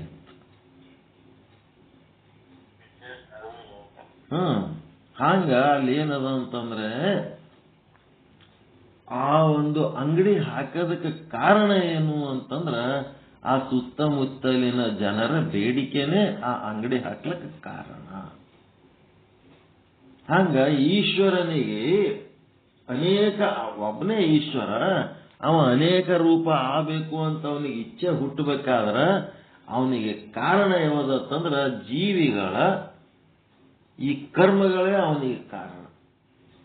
ಜೀವಿಗಳ ಕರ್ಮಗಳಿಂದಲೇ ಅವ ಏನಾಗ್ತಾನ, ಒಬ್ಬವಿಂದ ಅವ ಅನೇಕ ಆಗ್ತಾನ. ಅದಕ್ಕ ನಿಮಗ ಜಗತ್ತಿಗೆ ಉಪಾದಾನ ಕಾರಣ ಈಶ್ವರ ಇರಬಹುದು, ಆದ್ರೆ ಈಶ್ವರನಿಗೆ ಉಪಾದಾನ ಕಾರಣ ಯಾರು ಅಂತಂದ್ರೆ ಜೀವಿಗಳ ಕರ್ಮ ಅಂತ. ಹೆಂಗಲ್ಲ ಕಡೆಗೆ ಎಲ್ಲಿಗೆ ತಂದ್ರು? ನಮ್ಮಲ್ಲೇ ತಂದ್ರ ಅವನಿಗೆ. ನಮ್ಮ ಕರ್ಮ ಫಲ ಕೊಡುವುದಕ್ಕ ಅಲ್ಲೊಬ್ಬ ಈಶ್ವರ ಅಂತ ಕುಂತ ಬಂದು ಧರಣಿಯ ಮೇಲೊಬ್ಬ ಸಿರಿದಪ್ಪ ಅಂಗಡಿಯ ನಿಕ್ಕಿ ಕುಳಿತಿದ್ದಾನೆ ಮಹಾದೇವ ಶೆಟ್ಟಿ. ಆಣಿಯ ಗೆಲ್ಲ ಕಾಣಿಯ ಸೋಲ. ಒಂದು ಚೂರು ಯಾರ ಕರ್ಮಕ್ಕೂ ಒಂಚೂರು ಹೆಚ್ಚು ಫಲ ಕೊಡಲ್ಲ, ಒಂಚೂರು ಕಡಿಮೆನೂ ಫಲ ಕೊಡಲ್ಲ. ಕರೆಕ್ಟ್ ಕರ್ಮಕ್ಕೆ ತಕ್ಕಂತೆ ಫಲ ಕೊಡ್ತಾನ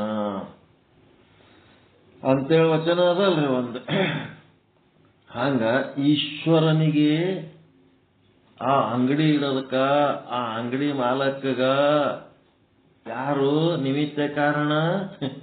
ಅಲ್ಲಿ ಸುತ್ತಮುತ್ತ ಇರೋ ಗಿರಾಕಿಗಳೇ ಅವನಿಗೆ ನಿಮಿತ್ತ ಕಾರಣ. ಹಂಗ ಈಶ್ವರ ಜಗತ್ತಿಗೆ ನಿಮಿತ್ತ ಕಾರಣ ಇದ್ರೂ ಸಹಿತ ಆ ಈಶ್ವರಿಗೆ ಯಾರ ನಿಮಿತ್ತ ಕಾರಣ ಅಂತಂದ್ರೆ ಜೀವರುಗಳ ಕರ್ಮಗಳು ಈಶ್ವರನಿಗೆ ನಿಮಿತ್ತ ಕಾರಣಗಳು. ವಿಚಿತ್ರದಲ್ರಿ ಇದು. ಜೀವರುಗಳ ಕರ್ಮನೆ ಮಾಡ್ಲಿಲ್ಲ ಅಂತಂದ್ರ ಆ ಫಲ ಕೊಡ್ಲಕ್ಕೆ ಬರಂಗಿಲ್ಲ, ಫಲ ಕೊಡ ಈಶ್ವರನು ಬೇಕಾಗಿಲ್ಲ. ಎದಕ್ ಬೇಕು? ಇವ್ರು ಕರ್ಮ ಮಾಡಿದ್ಮೇಲೆ ಆ ಕರ್ಮ ತಗೊಂಡು ಫಲ ಕೊಡ್ಲಕ್ಕೆ ಒಬ್ಬ ಈಶ್ವರ ಅಂತ ಬರ್ಬೇಕಾಗ್ತದೆ. ಇವ್ರು ಕರ್ಮನೆ ಮಾಡ್ಲಿಲ್ಲ ಅಂತಂದ್ರೆ ಅವ ಈಶ್ವರರೇ ಎದಕ್ ಬೇಕು? ಈಶ್ವರನ ಒಂದು ಅಲ್ಲಿ ತತ್ವ ಉದಯ ಆಗ್ಲಕತ್ತದಂದ್ರ ಅಲ್ಲಿ ಜೀವಿಗಳ ಕರ್ಮಗಳದವ ಅಂತ.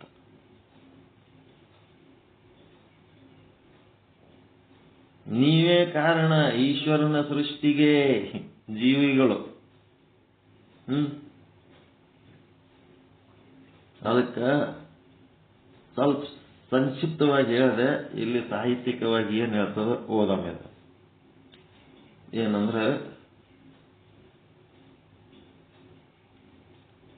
ಪ್ರಳಯ ಅಂದ್ರೆ ಮೂಲವಾಗಿ ಏನ್ ತಿಳ್ಕೋಬೇಕು? ಯಾವ ಸಮಯದಲ್ಲಿ ಜೀವನಿಗೆ ಕರ್ಮವು ಫಲ ಕೊಡುವುದಕ್ಕೆ ಸಮ್ಮುಖವಾಗುವುದಿಲ್ಲವೋ ಆವಾಗ ಪ್ರಳಯವಾಗುತ್ತದೆ. ಅಂದ್ರೆ ಯಾವ ಸಮಯದಲ್ಲಿ ಜೀವನಿಗೆ ಕರ್ಮವು ಫಲ ಕೊಡುವುದಕ್ಕೆ ವಿಮುಖವಾಗುತ್ತದೆಯೋ ಆವಾಗ ಪ್ರಳಯವಾಗುತ್ತದೆ. ಈ ಒಂದು ಕ್ಷಣ ಪ್ರಳಯ ಆಗ್ತದಲ್ರಿ, ಒಂದೊಂದು ಕ್ಷಣನೂ ಪ್ರಳಯ ಆಗ್ತದ ಇಲ್ಲ? ಅದು ಕರ್ಮ ಫಲ ಕೊಟ್ಟು ಹೋಗ್ಬಿಡ್ತದಿಲ್ಲ ಅದು ಪ್ರತಿ ಕ್ಷಣ. ಪ್ರತಿ ಕ್ಷಣನೂ ನಿಮಗೆ ಸಮ್ಮುಖ ಆಗ್ತದ ಮತ್ತು ವಿಮುಖ ಆಗ್ತದ. ಆ ಕ್ಷಣದಲ್ಲಿ ಅದೇನ್ ಮಾಡ್ತದ? ಏನ್ ನಿಮ್ ಕರ್ಮ ಫಲ ಕೊಡ್ಬೇಕು ಕೊಟ್ಟು ವಿಮುಖ ಆಗಿ ಹೋಗ್ಬಿಡ್ತದೆ. ಅದಕ್ಕ ಪ್ರಳಯಕ್ಕೆ ನಿಮಿತ್ತ ಕಾರಣ. ಈ ಪ್ರಳಯಕ್ಕೆ ನಿಮಿತ್ತ ಕಾರಣ ಏನಪ್ಪ ಅಂತಂದ್ರೆ, ಪಿಂಡಾಂಡ ಈ ಒಂದು ಮನುಷ್ಯ ಶರೀರಕ್ಕೆ 100 ವರ್ಷ ಆಯುಷ್ಯ ಆಯಿತು ಅಂತಂದ್ರೆ ಪಿಂಡಾಂಡಕ್ಕೆ ಪ್ರಳಯ. ಜೀವನಿಗೆ 100 ವರ್ಷ ಆಯುಷ್ಯ ಆಯ್ತು ಅಂದ್ರೆ ಪಿಂಡಾಂಡಕ್ಕೆ ಪ್ರಳಯ. ಅದೇ ರೀತಿ ಬ್ರಹ್ಮನಿಗೆ ಅಂದ್ರೆ ಈಶ್ವರನಿಗೆ 100 ವರ್ಷ ಆಯುಷ್ಯ ಆಯಿತು ಅಂದ್ರೆ ಬ್ರಹ್ಮಾಂಡಕ್ಕೆ ಪ್ರಳಯ. ಅವನ ಲೆಕ್ಕ ಬೇರೆ ಅದ, ಇವನ್ ಲೆಕ್ಕ ಬೇರೆ ಅದ. ಲೆಕ್ಕ ಒಂದೇ ಇಲ್ಲ, ಸ್ಕೇಲ್ ಬೇರೆ ಅದ. ಅವನು ದೊಡ್ಡ ಸ್ಕೇಲ್ ಅದ, ಅವನು 100 ವರ್ಷ, ಇವಂದು 100 ವರ್ಷ ಅಂತಂದ್ರ ಅವನು 100 ವರ್ಷ ಅಂದ್ರೆ ಎಷ್ಟೋ ಕೋಟಿಗಟ್ಟಲೆ ವರ್ಷ ಆಗ್ತದೆ. ಅದಕ್ಕೆ ಅವನಿಗೆ 100 ವರ್ಷ ಬೇರೆ ಲೆಕ್ಕ ಅದ, ಇವಂದು 100 ವರ್ಷ ಲೆಕ್ಕ ಬೇರೆ ಅದ. ಅದಕ್ಕೆ ಇದೇನಪ್ಪ ಅಂದ್ರೆ ಪ್ರಳಯಕ್ಕೆ ನಿಮಿತ್ತ ಕಾರಣ ಅಂದ್ರ ಈ ಪ್ರಸ್ತುತ ಸೃಷ್ಟಿ. ಈಗೇನು ಈ ಸೃಷ್ಟಿ ಅದಲ್ರಿ, ಈ ಸೃಷ್ಟಿ ಇವತ್ತ ಸೃಷ್ಟಿ ಆಗಿಲ್ಲದು. ಇದು ಸೃಷ್ಟಿ ಇವತ್ತೇ ಆಗಿಲ್ಲ, ಇದು ಮೊದಲು ಸೃಷ್ಟಿಯಾಗಿತ್ತು. ಆಗಿ ಪ್ರಳಯ ಆಗಿ ಇದು ಮತ್ತೆ ಹೊಸ ಸೃಷ್ಟಿ. ಈಗಿನ ಸೃಷ್ಟಿ ಪ್ರಸ್ತುತ ಸೃಷ್ಟಿ, ಹಿಂದಾಗಿದ್ದು ಪೂರ್ವದ ಸೃಷ್ಟಿ, ಮುಂದಾಗದು ಭಾವಿ ಸೃಷ್ಟಿ. ಇದು ಪ್ರಳಯ ಆದ್ಮೇಲೆ ಮುಂದೆ ಬರೋದು ಅದು ಭಾವಿ ಸೃಷ್ಟಿ. ಈಗಿರೋದು ಪ್ರಸ್ತುತ ಸೃಷ್ಟಿ, ಇದ್ರ ಹಿಂದಿರೋದು ಪೂರ್ವದ ಸೃಷ್ಟಿ. ಈ ಪ್ರಸ್ತುತ ಸೃಷ್ಟಿಯ ಪೂರ್ವದ ಸೃಷ್ಟಿಯಲ್ಲಿನ ಜೀವದ ಕರ್ಮಗಳೇ ಅವು ಏನಾದವಪ್ಪ ಅಂತಂದ್ರೆ ಫಲವನ್ನು ಕೊಡುವಲ್ಲಿ ವಿಮುಖವಾದವು. ಆವಾಗ ಪ್ರಳಯವಾಗುತ್ತದೆ. ಪೂರ್ವದ ಸೃಷ್ಟಿಯಲ್ಲಿನ ಜೀವರ ಕರ್ಮಗಳು ಏನ್ ಮಾಡ್ಯಾವ? ಈಗ ಪ್ರಸ್ತುತ ಸೃಷ್ಟಿಯೊಳಗೆ ಕರ್ಮ ಫಲ ಕೊಡ್ಲಕ್ ಬಂದವ ಇಲ್ಲ. ಈಗ ನಿಮಗ್ ಕರ್ಮ ಫಲ ಕೊಡ್ಲಕ್ ಯಾವ ಕೊಡ್ಲಕತ್ತಾವ? ನಿಮಗ ಪ್ರಸ್ತುತ ಸೃಷ್ಟಿಯ ಕರ್ಮಗಳು ಫಲ ಕೊಡ್ಲಕತ್ತಾವ, ಏನು ಪೂರ್ವ ಸೃಷ್ಟಿಯ ಕರ್ಮಗಳು ಫಲ ಕೊಡ್ಲಕತ್ತಾವ? ಈಗ ಪೂರ್ವ ಸೃಷ್ಟಿಯ ಕರ್ಮಗಳು ಬಂದು ನಿಮಗ ಈಗ ಫಲ ಕೊಡ್ಲಕತ್ತಾವ. ಆ ಫಲಗಳು ಏನಾದವಪ್ಪ ಅಂದ್ರೆ ಎಲ್ಲ ಖಲಾಸಾದವು. ಅವು ಖಲಾಸಾದ್ಮೇಲೆ ಅವು ಏನಾಗ್ತವ? ಸಮ್ಮುಖ ಇದ್ದದ್ದು ವಿಮುಖ ಆಗ್ತವ. ಆವಾಗ ಪ್ರಳಯವಾಗುತ್ತದೆ. ಈ ವಾಕ್ಯ ಚಂದ ತಿಳ್ಕೋಬೇಕು. ಪ್ರಸ್ತುತ ಸೃಷ್ಟಿಯ ಪೂರ್ವದ ಸೃಷ್ಟಿಯಲ್ಲಿನ ಜೀವರುಗಳ ಕರ್ಮಗಳೇ ಅಂದ್ರೆ ಅವು ಫಲವನ್ನು ಕೊಡುವಲ್ಲಿ ವಿಮುಖವಾದಾಗ ಪ್ರಳಯವಾಗುತ್ತದೆ. ಈ ವಾಕ್ಯ ಸರಿಯಾಗಿ ಅರ್ಥ ಆಗ್ಲಕತ್ತದ ಇಲ್ಲ ನೋಡ್ರಿ. ಪ್ರಸ್ತುತ ಸೃಷ್ಟಿಯ ಪೂರ್ವದ ಸೃಷ್ಟಿಯಲ್ಲಿನ ಕರ್ಮಗಳು ಮುಗಿದಾಗ ಅದೇ ಸೃಷ್ಟಿ, ಅದೇ ಅರ್ಥದಾಗೆ ಹೇಳಕತ್ತಾರ. ಪ್ರಸ್ತುತ ಸೃಷ್ಟಿಗಿಂತ ಪೂರ್ವದ ಸೃಷ್ಟಿಯಲ್ಲಿನ ಜೀವರುಗಳ ಕರ್ಮಗಳು ಫಲವನ್ನು ಕೊಡುವಲ್ಲಿ ವಿಮುಖವಾದವು ಅಂತಂದ್ರೆ ಆ ಕರ್ಮಗಳೆಲ್ಲ ಖಾಲಿ ಆದಾಗ ವಿಮುಖ ಆಗ್ತಾವ. ವಿಮುಖವಾದವು ಅಂದ್ರೆ ಆವಾಗ ಪ್ರಳಯವಾಗುತ್ತದೆ.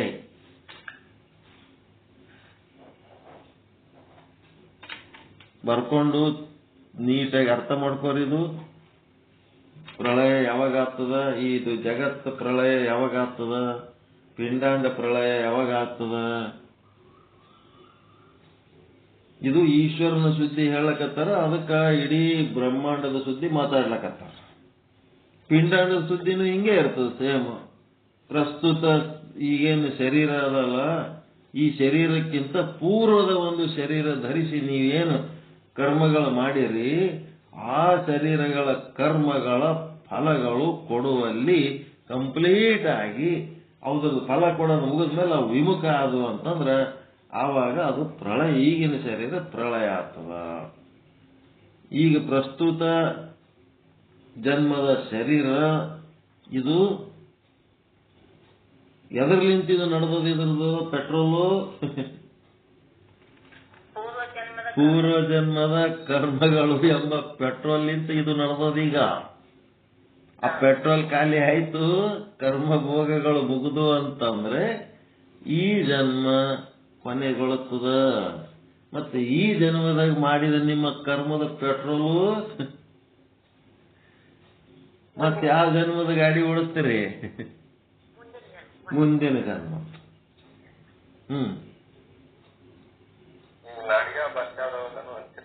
ಏನ್ರಿ? ಅದಕ್ಕ ಹುಟ್ಟಿ ಬರ್ಬೇಕಾದ್ರ 6 ಐಟಮ್ ತಗೊಂಡು ಬಂದಿರ್ತೀವಿ ನಾವು. 6 7 ಐಟಮ್ ತಂದಿರಿ ನಾವು. ಒಂದನೇದ್ದೇನು ಜಾತಿ ಅಂತ. ಜಾತಿ ಅಂದ್ರೆ ಜನ್ಮ. 84 ಲಕ್ಷ ಜೀವರಾಶಿಗಳೊಳಗ ಮನುಷ್ಯನೋ, ಕತ್ತಿನೋ, ಕುದುರೆನೋ, ಪಾತ್ರಗಿತ್ತಿನೋ, ಮತ್ತೆ ಯಾವ್ದಾರ ಸಗಣಿ ಹುಳನೋ, ಗಿಣಿನೋ, ನವಿಲೋ, ಹುಲಿನೋ, ಸಿಂಹನೋ, ಇದೆಲ್ಲ ಜಾತಿ. 84 ಲಕ್ಷ ಜೀವರಾಶಿಗಳ ಪೈಕಿ ಒಂದು ಶರೀರ ತಂದಿರ್ತೀವಿ. ಆ ಶರೀರದ ಜೊತೆಗೆ ಏನ್ ಬಂದಿರ್ತದ, ಹುಟ್ಟುತ್ತಲೇನೆ ಅದಕ್ಕೊಂದು ಆಯುಷ್ಯ ಅಂತ ಇರ್ತದೆ. ಎಷ್ಟು ದಿನ ಇರಬೇಕು ಅಂತ. ಜಾತಿ. ಎರಡನೇ ಆಯುಷ್ಯ. ಆಯುಷ್ಯ ಆದ್ಮೇಲೆ ಅದು ಸುಮ್ಮನೆ ಇರ್ತದೆ. ಆಯುಷ್ಯ ಇರೋ ತನಕ ಬದುಕಬೇಕಾದ್ರೆ ಅದಕ್ಕೆ ಭೋಗ ಬೇಕಲ್ಲ. ಕೂಸು ತಾಯಿ ಹಾಲು ಕುಡಿಸ್ಲಿಲ್ಲ ಅಂತಂದ್ರೆ ಕೂಸು ಬದುಕ್ತದೇನ್ರಿ? ಹುಟ್ಟದೇನು ಹುಟ್ಟಿ ಬಿಡ್ತದ. ಅದು ತಾಯಿ ಹಾಲು ಕುಡಿಸಿದ್ರೆ ಬದುಕ್ತದ.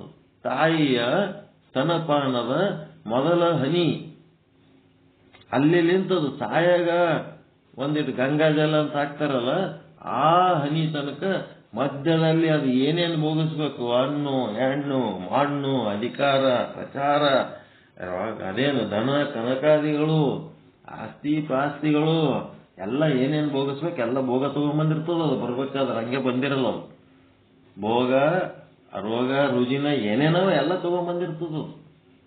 ತಗೊಂಡು ಬಂದು ಏನ್ ಮಾಡ್ತದ, ಇವು 3 ತಗೊಂಡ್ಬರ್ತದ.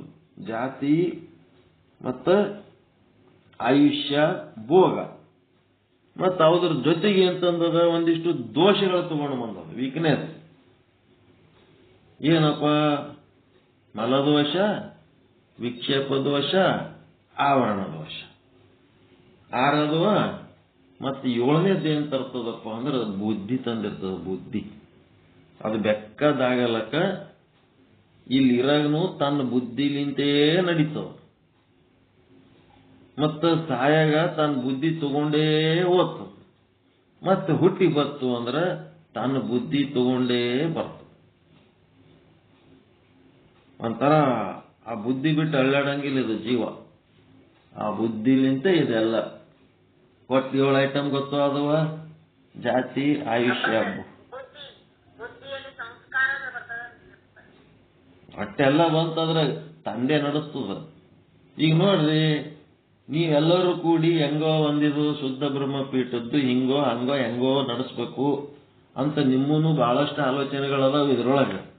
ಇದ್ರೂ ಸಹಿತ ಒಂದ್ ಸ್ವಲ್ಪ ದೊಡ್ಡ ಮನುಷ್ಯ ಆಯ್ತು ನನಗೆ ಮ್ಯಾಲ ಕುಂದಿರ್ಸಿದ್ದಕ್ಕ ನಾ ಏನ್ ಮಾಡ್ತೀನಿ, ನಾನು ಬುದ್ಧಿ ಹೆಂಗೇ ನಡೆಸ್ತೇನೆ ನಾನು. ಅದಕ್ಕೆ ನೀವು ನಿಮ್ ಬುದ್ಧಿ ಹೆಂಗೆ ನಡೆಸ್ಬೇಕು ಅಂತಂದ್ರ ನಿಮ್ದು ಒಂದು ಪೀಠ ಮಾಡ್ಕೋರಿ, ನಿಮ್ಮ ಒಂದಿಟ್ಟು ಶಿಷ್ಯರ ಬಳಗ ಬೆಳೆಸ್ಕೋರಿ ಅಂತ ನಾವ್ ಹೇಳ್ತೀವಿ.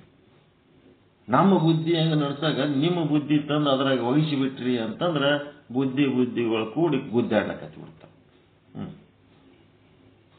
ಈಗ ಮತ್ತೆಲ್ಲರೂ ಗುದ್ದಾಡಕತ್ತಾರ ಇಲ್ಲ ಹೊರಗೆ. ಅಲ್ಲಿ ನೋಡ್ರಿ ಹೆಂಗದು. ಗುರುಗಳು ಅಂತೇಳಿ ಮಾಡಿಟ್ಟು ಅವ್ರು ನಾವ್ ಹೇಳ್ದಂಗೆ ಕೇಳ್ಬೇಕಂತ, ಶಿಷ್ಯರಂತ ಮಾಡಿಟ್ಟು ಅವ್ರು ನಾವ್ ಹೇಳ್ದಂಗೆ ಕೇಳ, ಅವ್ರು ಹೇಳ್ದಂಗೆ ಇವ್ರು ಕೇಳದೆ, ಇವ್ರು ಹೇಳ್ದಂಗೆ ಅವ್ರು ಕೇಳದೆ, ಎಲ್ಲರೂ ಅವ್ರವ್ರ ಬುದ್ಧಿನೇ ನಡೆಸಿಬಿಟ್ರು. ಹಿಂಗ್ ಬುದ್ಧಿಗಳು ಗುದ್ದಾಡ್ತಾವ. ಬುದ್ಧಿ ಅದಕ್ಕ ಬುದ್ಧಿ. ಈ ಮಲದೋಷ ಅಂತಂದ್ರೆ ಅದ್ರೊಳಗೆ ಬಂದು ಅಲ್ಲ ಎಲ್ಲ ಸಂಸ್ಕಾರಗಳು ಬಂದ್ಬಿಡ್ತಾವ. ಮಲದೋಷ, ವಿಕ್ಷೇಪ ದೋಷ, ಆವರಣ ದೋಷಗೆ ಅವು ಬಂದು ಬಿಡ್ತಾವ. ಎಲ್ಲ ಅದ್ರಾಗ ಇರ್ತಾವ. ಒಟ್ಟು 7 ಐಟಮ್: ಜಾತಿ, ಆಯುಷ್ಯ, ಭೋಗ, ಮಲದೋಷ, ವಿಕ್ಷೇಪ ದೋಷ, ಆವರಣ ದೋಷ ಮತ್ತು ಬುದ್ಧಿ. ಇಷ್ಟು. ಅವು ಏನು ಸಣ್ಣ ಕೂಸುಗಳು ಸಣ್ಣ ಇರ್ತಾವ ಅಂದ್ರೂ ಅವ್ರದೇ ಒಂದು ಬುದ್ಧಿ. ಅವು ಹೆಂಗೆ ನಡೆಸ್ಬೇಕಂತ ನಡೆಸ್ತಾವ. ಓಸು ಮಂದಿ ಅದು ಹೇಳ್ದಂಗೆ ಕೇಳ್ಬೇಕು. 4 ಆದ್ರೇನು, 3 ಆದ್ರೇನು, ಎತ್ತರ ಅಂದ್ರೆ ಎತ್ತರ, ಮಲ್ಕೋ ಅಂದ್ರೆ ಮಲ್ಕೋ. ಅವು ಹೆಂಗೆ ಹೇಳ್ತಾವ ಹಂಗೆ ಕೇಳ್ಬೇಕು ನಾವು. ಅವ್ರದೇ ಬುದ್ಧಿ ಹೆಂಗಿರ್ತಾವ ಹಂಗೆ ನಡೆಸ್ತಿರ್ತಾವ. ದೊಡ್ಡವರಾದ್ರೂ ಅಷ್ಟೇ, ಸಣ್ಣವರಾದ್ರೂ ಅಷ್ಟೇ. ಏನಾಯ್ತಪ್ಪ ಅಂತಂದ್ರೆ ಈ ಒಂದು ಹಿಂದಿನ ಜನ್ಮದ ಪಿಂಡಾಂಡದ ವಿಷಯ ಬಂದಾಗ ಹಿಂದಿನ ಜನ್ಮಗಳ ಕರ್ಮಗಳ ಫಲಗಳು ಕೊಡುವಕ್ಕ ಸಮ್ಮುಖ ಆದಾಗ ಒಂದು ಹೊಸ ಶರೀರ ಬರ್ತದ. ಮತ್ತ ಆ ಕರ್ಮಗಳು ಫಲ ಕೊಡೋದೆಲ್ಲ ಕೊಟ್ಟು ಅವು ವಿಮುಖ ಆದಾಗ ಆ ಶರೀರ ಹೋಗ್ಬಿಡ್ತದ, ಪ್ರಳಯ, ಶರೀರಕ್ಕೆ ಪ್ರಳಯ. ಅದೇ ರೀತಿ ಈಶ್ವರನ ವಿಷಯ ಬಂದಾಗ ಆ ಬ್ರಹ್ಮಾಂಡ ಪ್ರಳಯ ಹಿಂದಿನ ಪ್ರಳಯ ಆಗ್ಯದಲ್ಲ, ಪ್ರಳಯ ಆಗಿ ಇದು ಸೃಷ್ಟಿಯಾಗ್ಯದ. ಆ ಹಿಂದಿನ ಸೃಷ್ಟಿಯ ಜೀವರುಗಳ, ಹಿಂದಿನ ಸೃಷ್ಟಿಯಲ್ಲಿನ ಜೀವರುಗಳ ಕರ್ಮಗಳು ಈ ಪ್ರಸ್ತುತ ಸೃಷ್ಟಿಯ ಜೀವರುಗಳಿಗೆ ಆ ಫಲಗಳನ್ನು ಕೊಡುವುದಕ್ಕೆ ಸಮ್ಮುಖವಾದಾಗ ಏನಾಗ್ತದ? ಸೃಷ್ಟಿ ಆಗ್ತದ. ಯಾವಾಗ ಆ ಫಲಗಳೆಲ್ಲ ಕೊಟ್ಟು ಆ ಕರ್ಮಗಳೆಲ್ಲ ವಿಮುಖ ಆದವು ಅಂತಂದ್ರೆ ಆವಾಗ ಅಲ್ಲಿ ಪ್ರಳಯ ಆಗ್ತದ. ಇಷ್ಟೇ ಇರೋದು. ಜೀವನಿಗೆ ಕರ್ಮಗಳು ಫಲವನ್ನು ಕೊಡಲಿಕ್ಕೆ ಸಮ್ಮುಖವಾದಾಗ ಸೃಷ್ಟಿ ತಯಾರಾಗುತ್ತದೆ. ವಿಚಾರ ಚಂದ್ರೋದಯದ 2ನೇ ಕಲಾದಲ್ಲಿ ಆರೋಪ ಅಪವಾದದಲ್ಲಿ ಹಿಂದಿನ ಸೃಷ್ಟಿಯಲ್ಲಿನ ಜೀವರುಗಳ ಕರ್ಮಗಳು ಪ್ರಳಯ ಕಾಲದಲ್ಲಿ ಮಾಯೆಯಲ್ಲಿ ಲೀನವಾಗಿದ್ದು ಆ ಮಾಯೆಯಲ್ಲಿರುವ ಮೊದಲಿನ ಸೃಷ್ಟಿಯ ಜೀವಿಗಳ ಕರ್ಮಗಳು ಯಾವಾಗ ಫಲ ಕೊಡುವಲಿಕ್ಕೆ ಸಮ್ಮುಖವಾದವೋ ಆವಾಗ ಈಶ್ವರನಲ್ಲಿ ನಾನು ಏಕನಾಗಿದ್ದೇನೆ, ಅನೇಕ ರೂಪನಾಗಬೇಕು ಅಂತೇಳಿ ಇಚ್ಛೆ ಉಂಟಾಗ್ತದ. ಆ ಹಿಂದಿನ ಸೃಷ್ಟಿಯ ಜೀವಿಗಳು ಕರ್ಮ ಫಲಗಳನ್ನ ಕೊಡುವಕ್ಕೆ ಯಾವಾಗ ಸಮ್ಮುಖ ಆಗ್ತಾವ ಆವಾಗ ಏನಾಗ್ತದ? ಆ ಕರ್ಮ ಫಲಗಳ ಕೊಡುವುದಕ್ಕೆ ಸಮ್ಮುಖವಾದ ಕಾರಣ ಈಶ್ವರನಲ್ಲಿ ಒಂದು ಇಚ್ಛೆ ಉಂಟಾಗ್ತದ. ನಾನು ಒಬ್ಬನೇ ಇರೋದಲ್ಲ, ನಾನು ಅನೇಕ ಆಗಬೇಕು ಅಂತೇಳಿ ಇಚ್ಛೆ ಉಂಟಾಗ್ತದ. ಈಗ ಒಬ್ಬನೇ ಲುಂಗಿ ಉಟ್ಕೊಂಡು ತಿರುಗಾಡ್ತಿರ್ತಾನೆ ಗಂಡಸ ಮಗ, ಅವನಿಗೆ ಒಮ್ಮಿಗೆ ಮದುವೆ ಮಾಡ್ಕೋಬೇಕಂತ ಇಚ್ಛೆ ಉಂಟಾಗ್ತದ. ಯಾಕಾಗ್ತದ? ಅವನ ಹಿಂದಿನ ಜನ್ಮಗಳ ಕರ್ಮಗಳು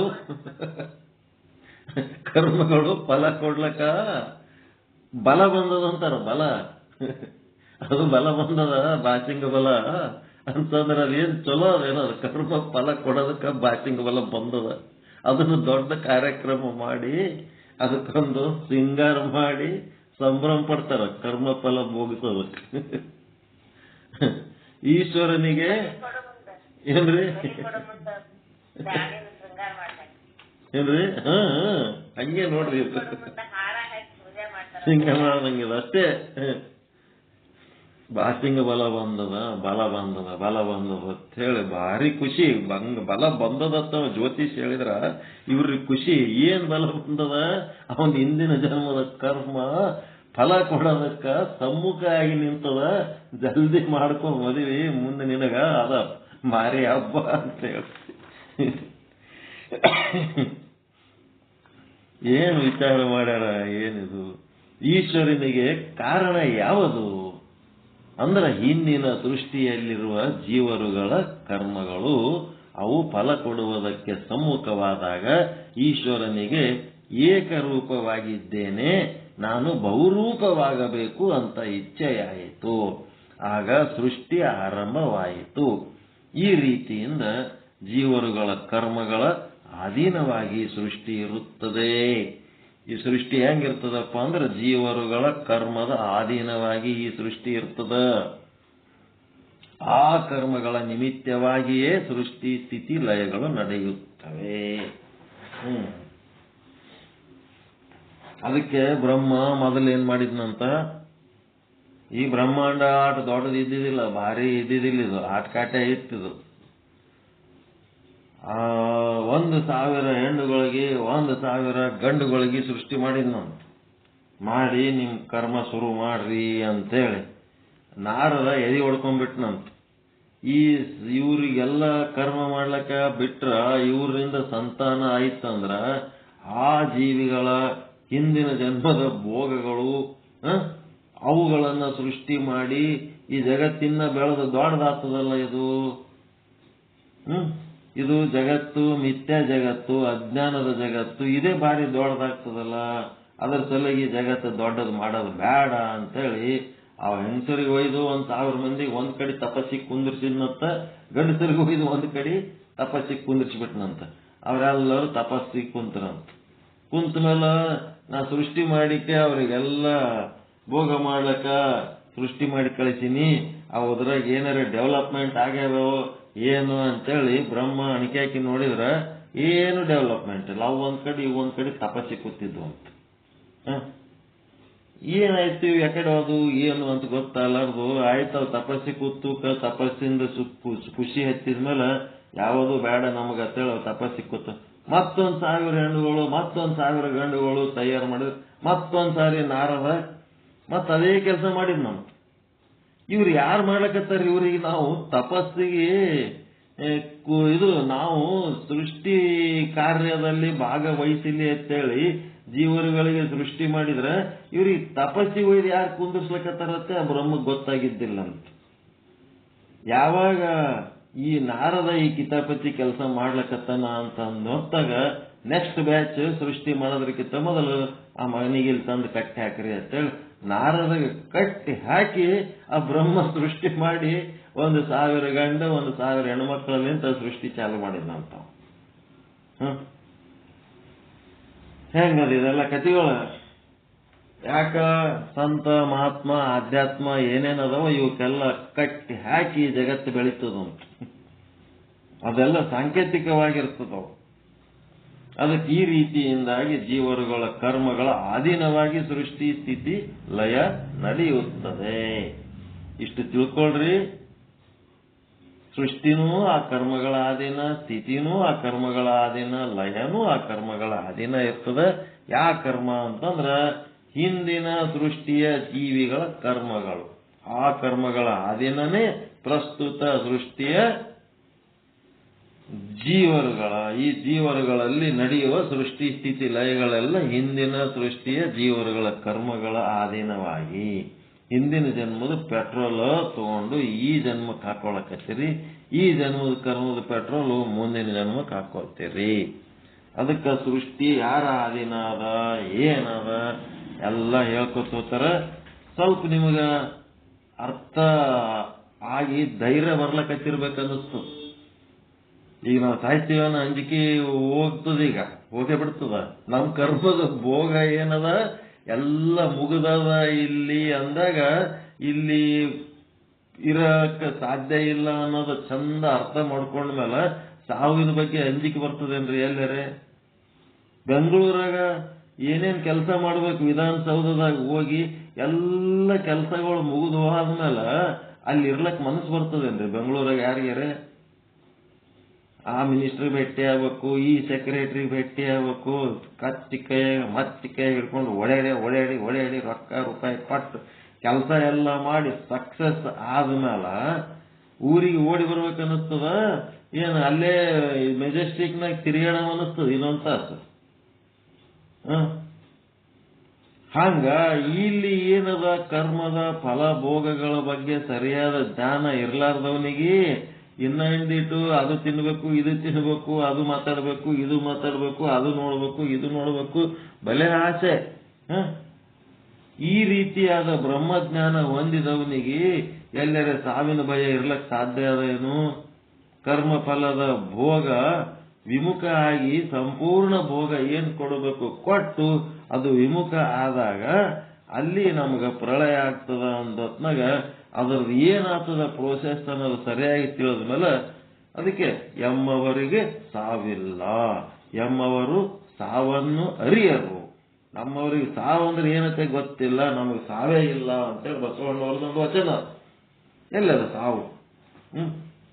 ನಿಮ್ದೇನು ಭೋಗ ಮಾಡ್ಬೇಕು ಅಟ್ ಭೋಗ ಮಾಡಿ ಹೋಟೆಲ್ನಾಗ ಹೋಗಿ ಆರ್ಡರ್ ಮಾಡಿರಿ, ಏನೋ ಒಂದು ಅದು ತಗೊಂಬ ಇದು ತಗೊಂಬ ಅಂತೇಳಿ ಎಲ್ಲ ತಂದು ಇಟ್ರು, ತಿನ್ನೋದು ಮುಗೀತು. ತಿನ್ನೋದು ಮುಗಿದ್ಮೇಲೆ ಅದೇ ಕುರ್ಚಿ ಮೇಲೆ ಕುಂದಿರ್ತೀನಿ ಅಂದ್ರೆ ಹಿಂದಲ್ಲಿ ಹೊರಗೆ ಕಿವ್ ಕೂತಿರ್ತಾರ ಮಂದಿ.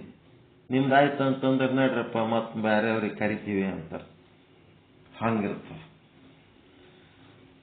ಹಂಗಾಗಿ ಇನ್ನ ಈ ಪ್ರಳಯಕ್ಕೆ ಸಂಬಂಧಪಟ್ಟಂತ ವಿಚಾರ ಇನ್ನ ಡೀಟೇಲ್ ಆಗಿ ಹೋಗೋಣ.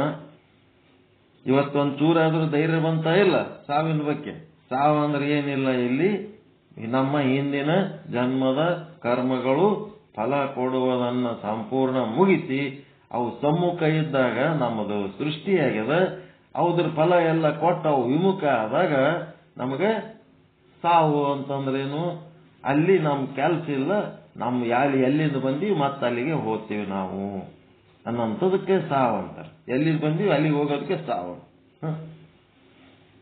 ಮತ್ತಿನೇನಿಲ್ಲ. ಸಾವು ಅಂದ್ರೆ ಏನು ಅನ್ನೋದು ಒಳ್ಳೆ ವ್ಯಾಖ್ಯಾನ ಸಿಗ್ತದೆ ಈ ಪಾಠ ಮುಗಿಯೋದ್ರಾಗೆ, ಪ್ರಳಯಕ್ಕೆ ಸಂಬಂಧಪಟ್ಟಂತೆ. ಓಕೆ, ಮುಂದಿಂದು ನಾಳೆ ಹೇಳೋಣ. ನಾಳೆಗೆ ಇದು ಮುಗಿಸೋಣ.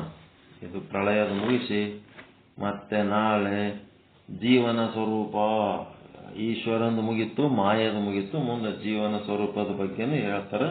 ಅದು ಮತ್ತೆ ಮುಂದುವರಿಸಿ ಕೇಳೋಣ. ಇವತ್ತಿನ ಪಾಠ ಏನು ಹೊಸ ವಿಷಯ ಖುಷಿ ಕೊಡ್ತಾ? ಏನು ಮೊದಲೇ ಗೊತ್ತಿತ್ತ? ಮೊದಲೇ ಗೊತ್ತಿತ್ತು.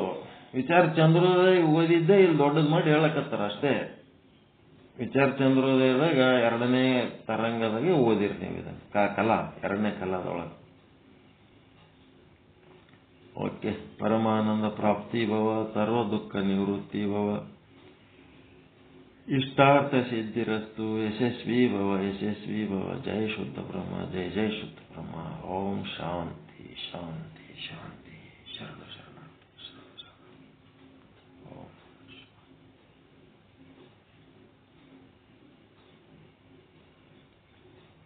ಮುಂದೆ ಏನ್ ಮಾಡ್ತೀರಿ ನೋಡ್ರಿ, ನಿಮ್ ಕಾರ್ಯಕ್ರಮ ಏನು ಅನಿಸ್ತೀರಿ ನೋಡ್ರಿ. ಇಲ್ಲಿವರೆಗೆ ನಮಗೆಲ್ಲ ಇತಿಹಾಸದಲ್ಲಿ ಬರ್ತಕ್ಕಂಥ ವಿಷಯವನ್ನ, ಸೃಷ್ಟಿ ಸ್ಥಿತಿ ಲಯಗಳನ್ನು ಕುರಿತು ಸುಂದರವಾಗಿ ನಮಗೆ ತಿಳಿಸಿಕೊಟ್ರು. ಈಶ್ವರನಲ್ಲಿ ಚೇತನ ಮಾಯೆ, ಅದು ನಿಮಿತ್ತ ಕಾರಣ ಅಂತ ತಿಳ್ಕೋಬೇಕು. ಜಡ ಮಾಯೆ ಉಪಾದಾನ ಕಾರಣ ಅಂತ ತಿಳ್ಕೋಬೇಕು. ಈ ಸೃಷ್ಟಿ ಚೇತನ ಮಾಯೆ ಮತ್ತು ಜಡ ಮಾಯೆ ಎಂಬ 2 ಸ್ವರೂಪ ಇದ್ದರೂ ಕೂಡ ಇವೆರಡೂ ಒಂದೇ ಅದಾವ. ಬೆರೆಸಿ ಕೂಡಿಸದ, ಬೇರ್ಪಡಿಸದ, ಅಗಲಿಸದ ಸ್ಥಿತಿ ಒಳಗದ. ಜಾಗೃತ ಸ್ಥಿತಿ ಅಂದ್ರೆ ನಿದ್ದೆಯಿಂದ ಹೇಳುವುದು ಸೃಷ್ಟಿ. ಬಾಲ್ಯ, ಯೌವನ, ಮುಪ್ಪು ಇವುಗಳೆಲ್ಲ ಸೃಷ್ಟಿ ಸ್ಥಿತಿ ಲಯಗಳ ಒಂದೊಂದು ಹಂತ. ನಿದ್ರೆಗೆ ಜಾರುವುದೇ ನಿತ್ಯ ಪ್ರಳಯ. ಈ ನಿತ್ಯ ಸೃಷ್ಟಿ ಸ್ಥಿತಿ ಲಯಗಳೆಲ್ಲಕ್ಕೂ ಕರ್ಮ ಅಕರ್ಮಗಳೇ ಉಪಾದಾನ ಕಾರಣ. ಮತ್ತು ಈ ಹಲವು ಪ್ರಳಯಗಳ ನಂತರ ಜೀವಿ ಆಯುಷ್ಯ ಕೊನೆ ಕ್ಷಣದ ನಂತರ ಆ ಲಯವೇ ಮಹಾಪ್ರಳಯ ಅನಿಸ್ಕೋತ, ಅದೇ ಮರಣ ಅನಿಸ್ಕೋತದ. ಜೀವನ, ಈಶ್ವರನ ಸೃಷ್ಟಿಗೆ ಜೀವನೇ ಕಾರಣ, ಜೀವನ ಸೃಷ್ಟಿಗೆ ಅವನ ಕರ್ಮಗಳೇ ಕಾರಣ. ಈಶ್ವರನು ಜೀವನಿಗೆ ಪೂರ್ವ ಜನ್ಮದ ಕರ್ಮದ ಫಲಗಳನ್ನು ಕೊಡಲಿಕ್ಕೆ ಪ್ರಮುಖ ಆದಾಗ ಸೃಷ್ಟಿ ಆಗ್ತದೆ. ಇಲ್ಲಿ ಈಶ್ವರ ಅಂದ್ರೆ ಖಾನಾವಳಿ ಮಾಲಿಕ್ಕಿದ್ದಂಗೆ, ಜೀವಿ ಅಂದ್ರೆ ಊಟಕ್ಕೆ ಬಂದ ಖಾನಾವಳಿ ಗಿರಾಕಿ ಇದ್ದಂಗೆ. ಪೂರ್ವಜನ್ಮ ಕರ್ಮದ ಫಲವು ಕೊಡಲಿಕ್ಕೆ ವಿಮುಖವಾದಾಗ ಪ್ರಳಯವಾಗ್ತದೆ. ಉದಾಹರಣೆಗೆ ಪ್ಲೇಟ್ನಲ್ಲಿ ನೀಡಿದಂತಹ ಪದಾರ್ಥ ತೀರದ ಮೇಲೆ ನೀಡುವಾತ ಅಡಿಗೆ ಮನೆಯ ಒಳಗೆ ಹೋದ್ರೆ ಊಟ ಮಾಡುವಾತ ಎದ್ದು ಹೊರಗೆ ಹೋಗಿರ್ತಾನೆ. ಇದೇ ಪ್ರಳಯ ಅನ್ನುವಂತಹ ಒಂದು ವಿಷಯವನ್ನು ಸುಂದರವಾಗಿ ನಮಗೆ ತಿಳಿಸಿಕೊಟ್ಟಂತ, ಮತ್ತಷ್ಟು ನಮ್ಮ ಮನಸ್ಸಿನಲ್ಲಿ ಗಟ್ಟಿಗೊಳ್ಳುವಂತೆ ಮಾಡಿದಂತ ಸದ್ಗುರುಗಳಿಗೆ ಅಂತ ಧನ್ಯವಾದಗಳನ್ನು ಅರ್ಪಿಸ್ತೇನೆ. ಓಂ ಶಾಂತಿ ಶಾಂತಿ. ಕಟಿ ಮುಗೀತು ಅಂತಂದ್ರೆ ನನ್ನ ಭೋಗಗಳೆಲ್ಲ ಮುಗಿದು ಅಂತ ಇಲ್ಲಿ ಒಂದು ನಾನೇನು ಅನುಭವಿಸ್ಬೇಕು ಎಲ್ಲ ಅನುಭವಿಸೋದು ಮುಗೀತು ನಂದು ಅಂತ ತಿಳ್ಕೊಂಡ್ರೆ ಅದೇ ಪ್ರಳಯ. ಇಷ್ಟು ಸುಂದರವಾಗಿ ಯಾವ ಗ್ರಂಥದೊಳಗೆ ಯಾರೂ ಇಷ್ಟು ಸರಳವಾಗಿ ತಿಳಿಸಿಲ್ಲ. ಓಕೆ, ಮುಂದೇನು ಮಾಡ್ತೀರಿ ಮಾಡ್ರಪ್ಪ. ಒಳ್ಳೆಯದಾಗಲಿ.